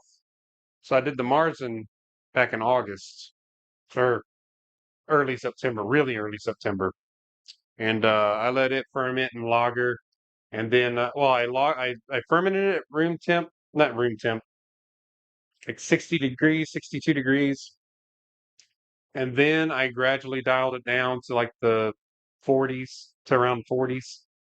And I let it sit there for like a couple of weeks. And then I gradually raised it back up to around 60 and I let it run for like a couple of days or so at that. And then after that, I said, all right, now it's just a matter of crashing this thing out, letting it sit in some really cold temps for a couple of weeks and just let it kind of crisp up. And so that's what it's doing now, especially with the two-step Pilsner I have. I got both of them lagering out the rest of the way right now, and they'll be ready in 2 weeks. And then I still have two kegs to fill. One of them's right here. It's already been, well, actually, this one has not been washed, washed or sanitized yet. But I hope that did y'all that must have hurt your ears. Um, but yeah, I bought these kegs from Austin Homebrew Supply as well, or Adventures in Homebrewing, I think, and they were brand new. And you can even tell they're newer than what people typically use because they say homebrew and beverage on them, Old Ale Supply Company. So made these were made well after the original Coke or Pepsi kegs. These are specifically made for home brewing. There's no difference in them. They're designed exactly the same, except they're newer. I was having all kinds of like CO2 leaks and stuff, and I couldn't pinpoint the issue, and I decided just to get new kegs.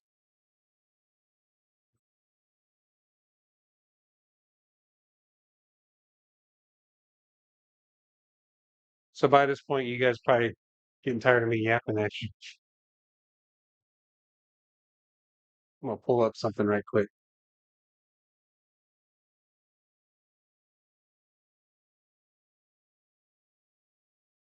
Let's see.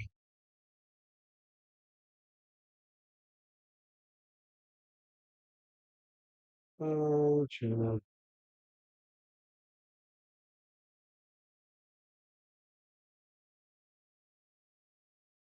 all right. We are getting there. They are disgusting looking on the outside. But hey, they work, man. They do the job. I'm almost at the five. Come on, five. You're at the five in here too, though. Some measurement issues here. This is interesting. My kettle says I have five left in it. My fermenter shows I'm at five. I'm gonna end up topping one of these up. I am gonna top one of them up, man. I think I am. This one's still got half a gallon or another gallon to go. My kettle shows just under the 5 gallon mark. Somebody's lying. Somebody is lying.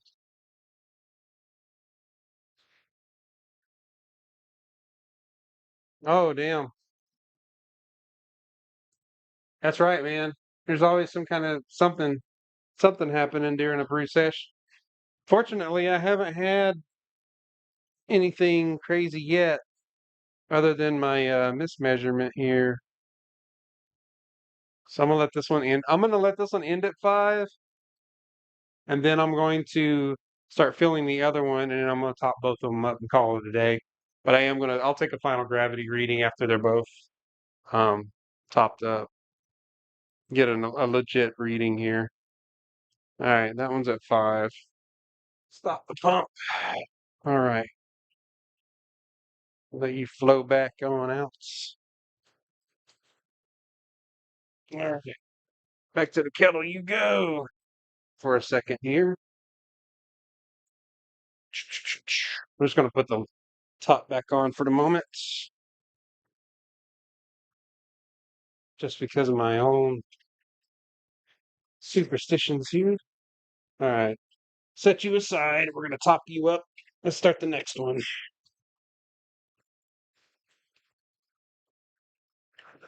It's wild. This is the first year that I've actually been temp controlling two fermenters on the catalyst.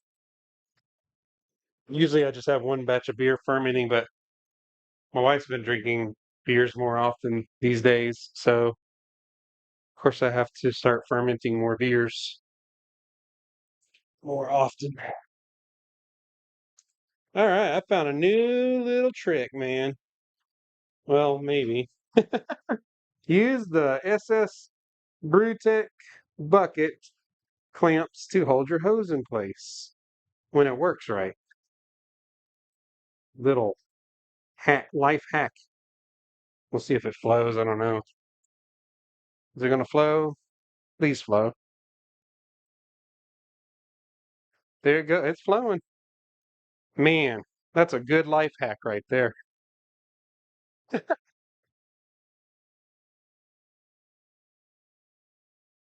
right, let's go back.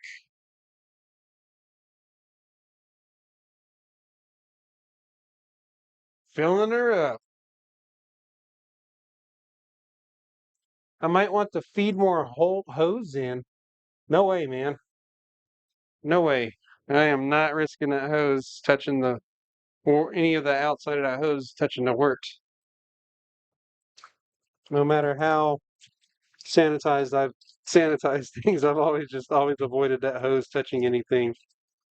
Um, I'm about to have to tilt this kettle, as a matter of fact, to get any little bit of crumbs out of there. And then what I'll do is, like I said, I'll top it up.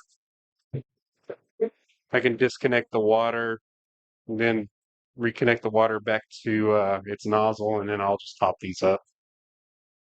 And I'll pull a wort sample out of the actual fermenters from the bottom. Yep. And that's flowing good. Look at that. You're gonna tell me, look at that. It's flowing nice. Clamp it in place. Badass. Yeah, we getting. Wow, I'm actually very excited about this. Like, oh man, success. I can still consider it a pretty successful 10-gallon attempt. Granted, I fell a little short here on the end volume. I will take that into consideration and one weekend here, uh, do a like a 14-gallon like boil volume and just see what it boils off in an hour. But yeah, this is kind of a lesson learned, but it's still the work. I can smell the work from here. It smells incredible. It smells really, really good. Does not smell funky at all. This beer usually doesn't give me too much trouble other than waiting for it to drain for 5 years. Let's see.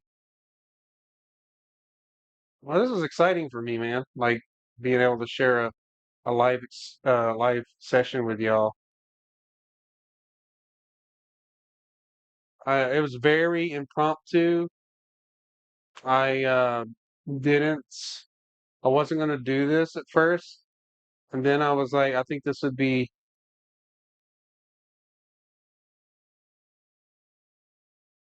Oh yeah, on the kettle, dude, on the kettle, I ain't worried about too much. Everything's lower. Um, like this hose here, technically, it would be nice to put like one of those spring bobs on there, like you were saying. But we want the fermenter to be lower than, let's see, we want the fermenter to be lower than say everything else. That way, everything just naturally wants to flow down and into the fermenter. But yeah, we getting to the point where I'm gonna have to tip this kettle and start getting that last bit of little crumbs out of there. We at these brew buckets, man. Sometimes wonder if they're accurate on their etchings. I'm gonna be topping this one up pretty good. I might have one that's like a higher ABV than the other, but we're just gonna roll with it. So I think it'll still be pretty good. All right, time to do the old kettle lean here. Get the last bit of yum yums out of there. Of course, my hose fell off, like it does. Put it back up here.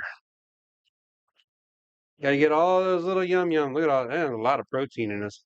I don't know if y'all can't see that. But you can't hear. There's a lot of protein in the bottom of there. I don't care. We're taking it all. We're gonna take as much as we can. But yeah, I'm gonna be topping this one up a bit. I think. No way I'm gonna hit that volume.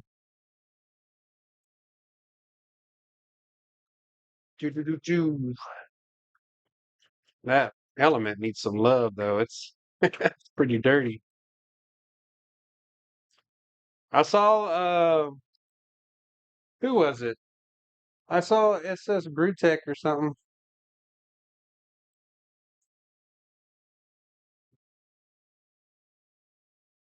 I saw that I think it was SS Brewtech or somebody. Maybe it was not SS Brewtech, but Blickman or I think it was Blickman. And they were like bragging about having like contactless elements. But my thing about okay, let me take that back.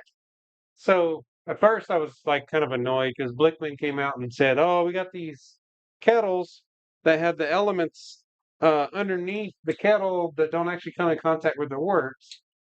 And I was like, "Well, yeah, duh, Grandfather's been doing that for a while." But then they came back with lifetime warranty on the element. So like, as long as you have that kettle, you ever have a problem with the element that's clearly welded underneath or whatever, they'll replace it. And I was like, okay, okay, that's something Grainfather should have offered, but or I make is it I make? I make that makes Grainfather. One of those companies. So they kind of got my attention when they were saying lifetime warranty on their elements.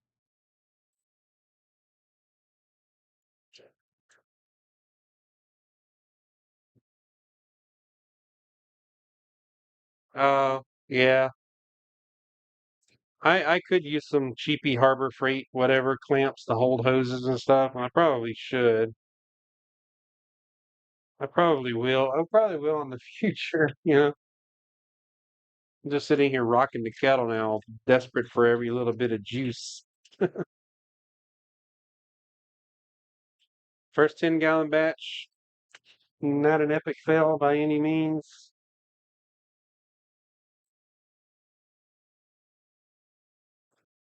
Hold up. We got a clog. We got a clog. Right when I was talking about how everything was going smooth. Got to scrape the what you call it? The dealy bobber. Got to scrape the little filter there screen. I can't even think of what the hell it's called. Bazooka screen. Thank you. Thank you, alternate ego, alternate brain. Come on.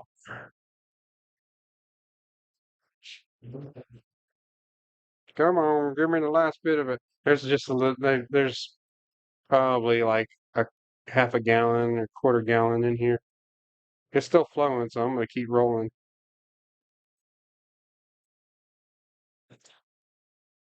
Matter of fact, I might be able to get this hose. I might be able to get this pump to pump all whatever's in these hoses on out of here because of gravity and stuff.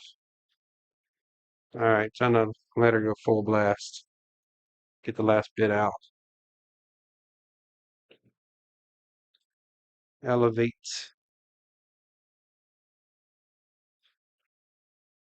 Get on out of here. Go on. Go to your home. Works. Ain't much in these lines, man. At all. All right. I'm gonna have to top this one up quite a bit. Well, not quite a bit, about a gallon of water. Jeez Louise. All right, I got some homework to do.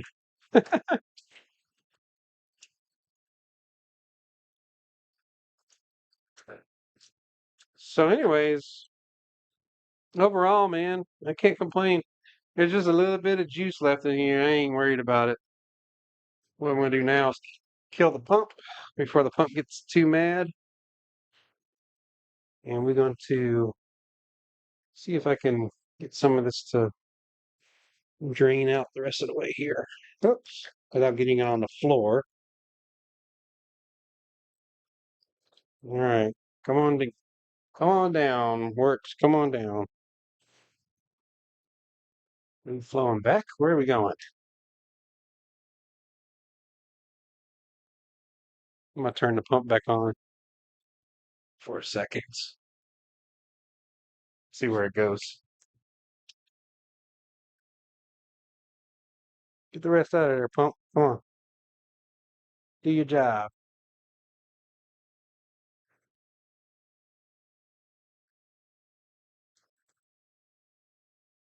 Trying to purge this line out as much as I can, but got a little bit of an airlock going on here. So when this happens, I'm not done with the work yet. I'm actually going to drain out the remaining. I don't disconnect this hose yet because I might have some bubble out of there. What I like to do is, I might get word on the floor again. Who the hell knows?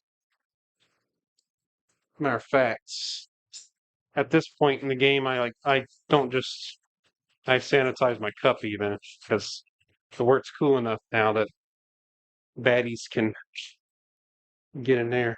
I can kill the water, cooling water now. Don't need that anymore. So let me think about this for a second. All right, I'll pull this off.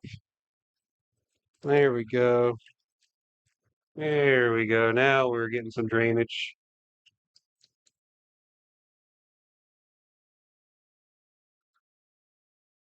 Now, what I didn't do earlier and I should have done is when I was done disconnecting this one hose, I should have closed this back. That's why I had stuff drip out like a mofo on me. Yeah, this hose in here. For the moment, I'm just going to go ahead and put the lid on so I'm not keeping it exposed for too long here. All right, move it aside, and we'll be topping both of those guys up. And I'm not going to cheat and take an ABV read, or not an ABV. I'm not going to cheat and take a gravity reading until I've topped them up because that just wouldn't be right. And actually, I'm going to take a gravity reading of both. You know, so we're being honest here. And I'm not going to let that go to waste. Is this the one? Oh, is it this one? Which one's lower? Oh, this guy. Get in there. You're getting fermented. All right, this one. That's like almost like you're being terminated. Something like that. I don't know. All right. Hose number 2 disconnected, and now for this one, or these ones, I'm just gonna get them out of the way. Just disconnect them. Disconnect the water hose here. Reconnect my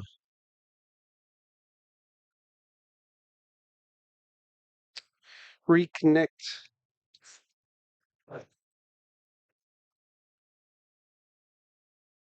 my little sprayer nozzle thing that comes with this faucet.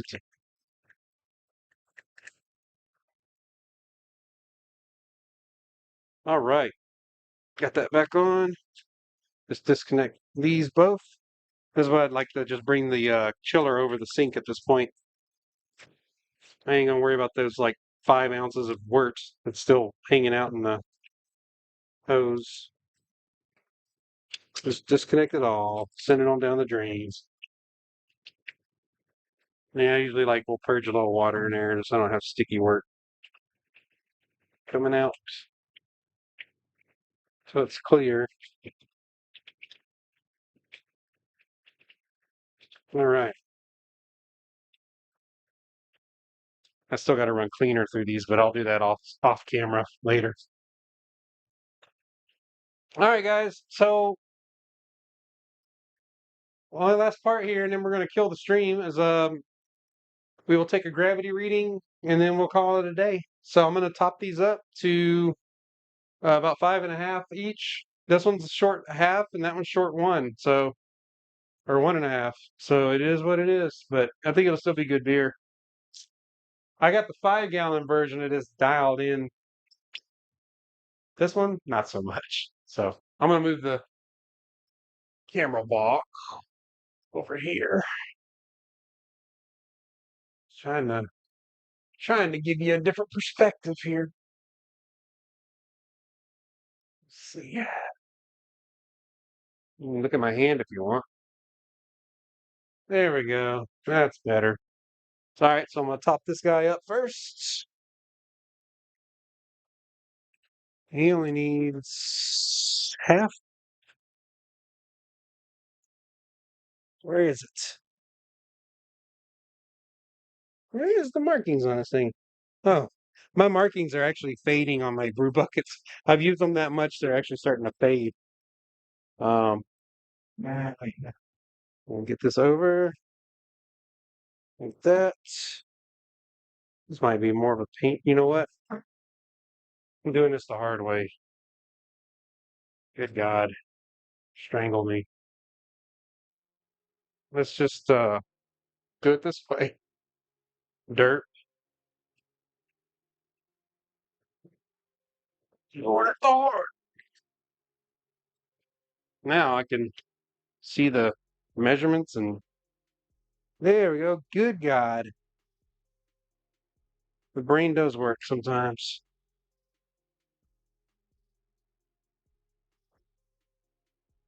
I'm gonna pop this guy out of the way. Come on, guy. You gonna do this to me? Okay. Gonna have to do a little multitasking here. Top her up. Top her up. And make a mess. Don't have to top this one up by much. Just a hair. And we're there. All right, we're there with this one. We're there with this. So what we'll do is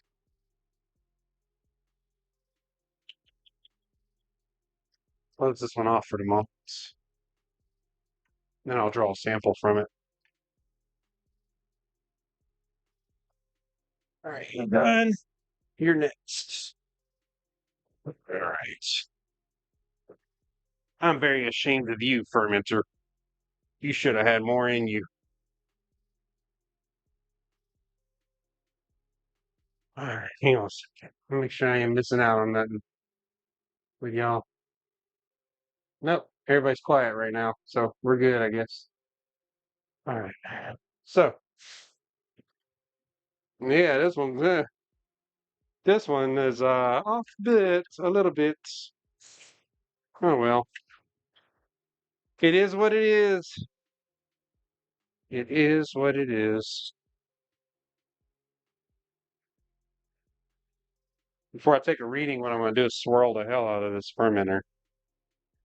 Kind of let it mix up some.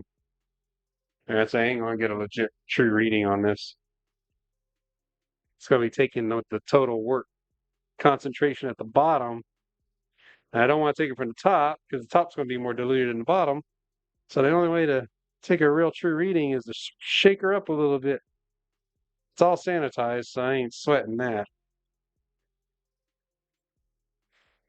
And then we will throw some USO5 in it, and we will talk about it. I'll post probably a video update on it. You know, if everybody wants me to do like a just kind of a follow up on how the beer turned out, we can totally do that. It's really just up to you guys if you're interested. So,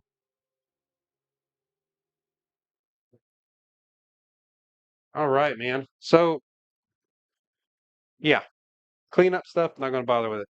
This, I'm going to put the lid on it. Make sure my little grommet guy or bung is in place real good. I'm not going to. So, what I'm going to do is just kind of give her a shake. Shake her up a little bit. At the same time, I'm oxygenating it, so agitating it. So, I'm just going to shake it for a few minutes here, just enough till I feel good about it being mixed real well. I got a little shot glass here that I'll take the sample from. All right, that's pretty good. Show you how this Dens works. Easy Den. Jeez, it's hard to pronounce, just like my YouTube channel. It's the Brew-Q. Nobody can say it. It's like it's the Brew-Q guy. I don't know why I picked that name thinking, oh, yes. First it was Texas Brew and Barbecue, and then I thought, man, it's just way too long. Then it was like, oh, the Brew-Q, Then I found out there's like a band called the Brew-Q or Brew-Q or something. Then there's a software called Brew-Q. So I was like, I was already like 100 and something videos deep. I was like, we're running with it, man. We're going in. No turning back. So here I am. Here I am once again. Probably going to get flagged for copyright infringement for that stuff. All right, let's take a little sample of this guy here. Just a little sample. It's murky as hell at the bottom. Ooh, it's a murky one. All that protein already settling at the bottom. That is a murky sample, man. Woo! Man, real murky. I'm gonna let that settle out for a minute. Um,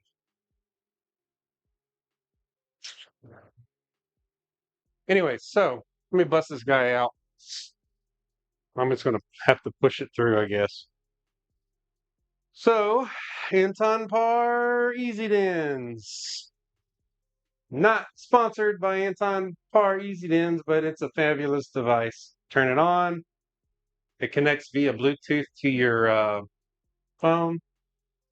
There's a software you download for it. Um, it's called Beermeister, I think. Yeah, I got it in here. I got it in the same little folder as my Beersmith software. And there you go. See, you'll see it says, oh, wait a minute. Now it's trying to sell me stuff. Oh, this is the newer one they're trying to sell me. Yeah, that one right there. It uses drops and drops in the center. It's a little different design. Actually, makes more sense. But anyways, you bring it up, has a little start button. It's already connected to the Easy Dens. That quick and easy. So take this guy, and you know what?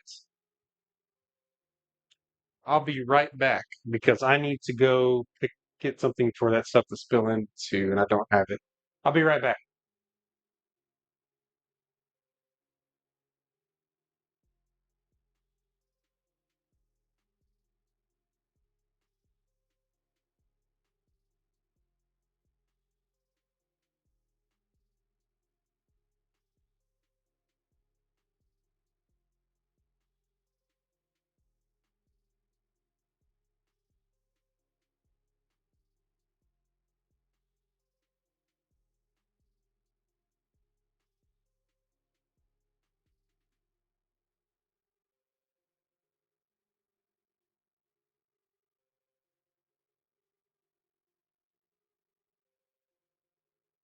See, Greg, it only took me a minute to go into the house. I had to get a little bowl here to do this. So I'll set it over. Is it over here better for y'all? Yeah.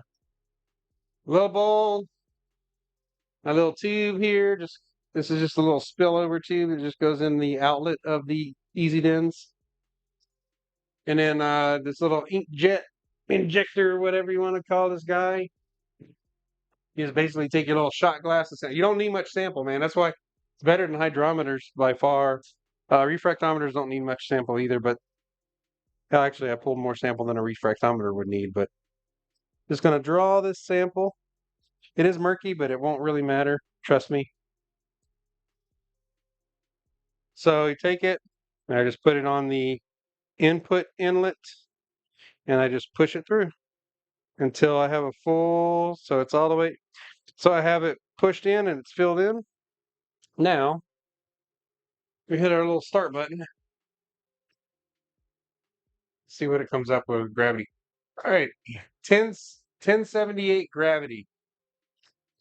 It's because of that brown sugar.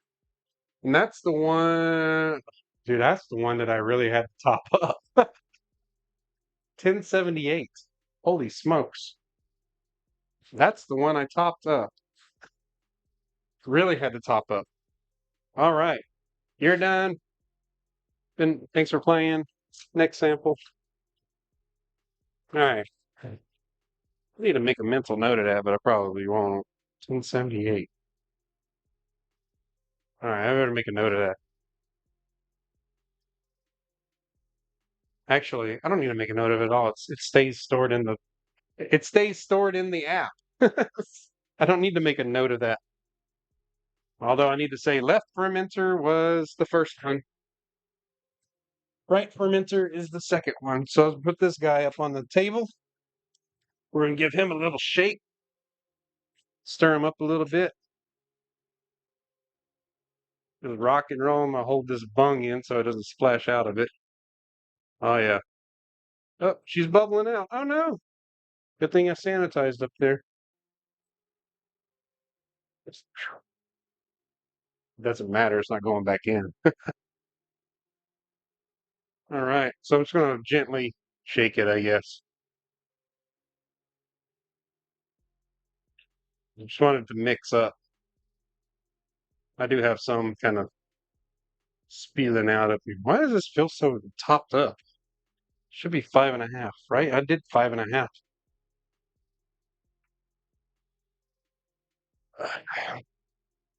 Yeah, yeah. Misa don't know, man. Talking like Jar Jar Binks here. So let's see what this one's gravity comes out to, because I'm curious. I know you guys probably are too.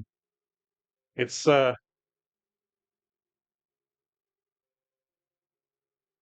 it's still too long to get a beer. Yeah.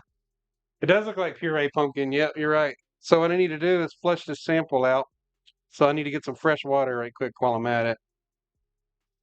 Wash off my injector here so it's not reading the other beer. I'm gonna inject some water to flush it out. You're supposed to use distilled water, just FYI, but I'm not really sweating it. It hasn't been a problem for me. Now that I said that, I probably just jinxed myself. All right, let's flush it through. Flush out the old stuff. That's pretty good. All right. Now, skip beer sample number 2. If I dump the water out first, this is going to be a murky. This one's not as murky. You know why? It's because I think because the other one, I was drawing out I was getting desperate for words. This one looks a little bit more what we're looking for. Yeah, a little cloudy, but we'll see.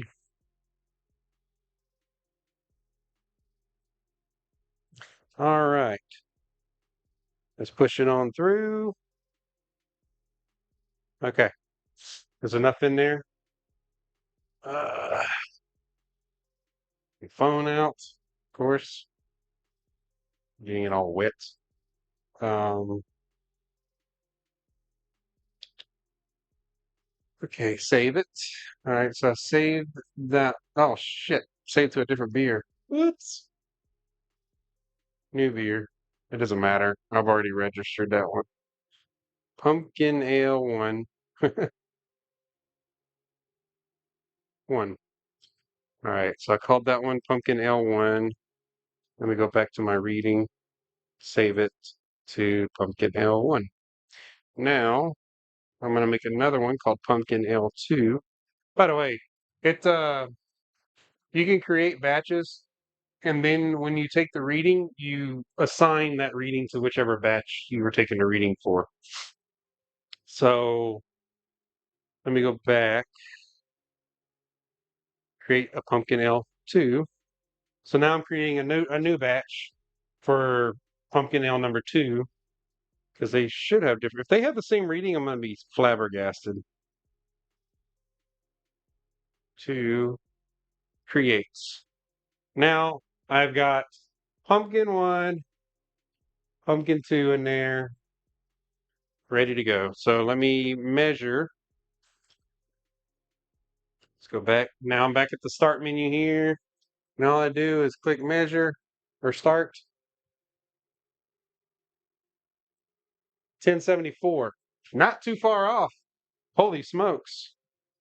Save to pumpkin ale 2. So let's go back. Let's see what pumpkin ale 1 had 1074. Pumpkin ale 2 had, hold up. Pumpkin ale 1. Pumpkin ale 1, 1074. Pumpkin ale 2,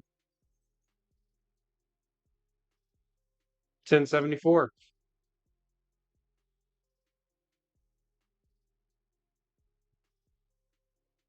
Me don't know, man. Maybe one batch was a little sugarier than the other one, and then it got diluted and it balanced out. I have no idea at this point. I'm gonna go back and run it one more time. Start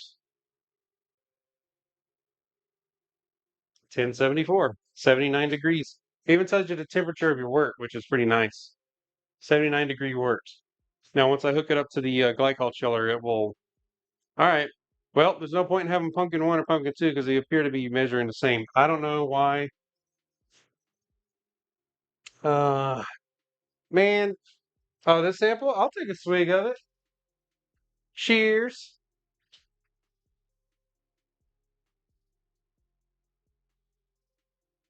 Mm. It's like drinking just straight sugar shot, man. Holy smokes. And then the hops are so fresh. It almost knocks me on my rear. You wasn't gonna get me to drink the murky one though. No. I want to drink an NEIPA, man, honestly. Those beers are so cloudy. And I won't even swirl the yeast in the bottom of a Hefeweizen. Was it 1078 on the first one? Hmm. Okay. 1078 on the first one. You could probably, like, when this video is posted, you can go back and go, oh, dude, it was 1078. 4-point spread. 4-point spread is nothing to worry. I mean, that's like not a big deal.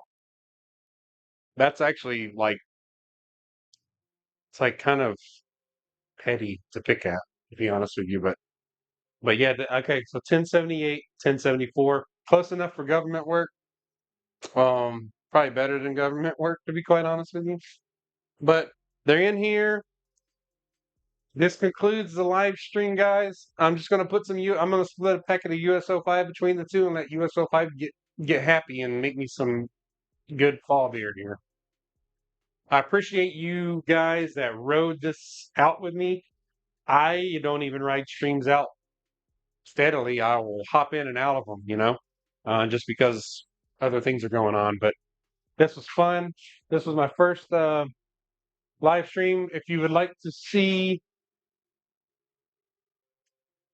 if you'd like to see me do more live streams, I am definitely open to doing them. My floor is really sticky right now. I don't know if you can hear my feet, but holy smokes, man! This was this beer was sticky this time, like really sticky, like like crazy. Like it was just it converted really well this time. Like the sugar, like even when I was initially mashing in, it was already getting sticky. Like just from the base grain, the base grain was already converting to sugar like quick. It was crazy. I wonder sometimes, So, guys, have a great evening. It's 12:30 my time. I still got to clean up. Um, and I got a grain basket to go dump and spray off. And we'll see you soon. I'll post some other videos here soon. I got some cook ones to do as well. But this was a lot of fun for a first time streamer. Um, like I said, I'm going to make a lot of improvements future wise. as I get familiar with OBS a little more, I'll make it a lot more fun, hopefully. So, cheers. Take care of yourselves, and we'll see you soon, guys. Thank you for checking it out.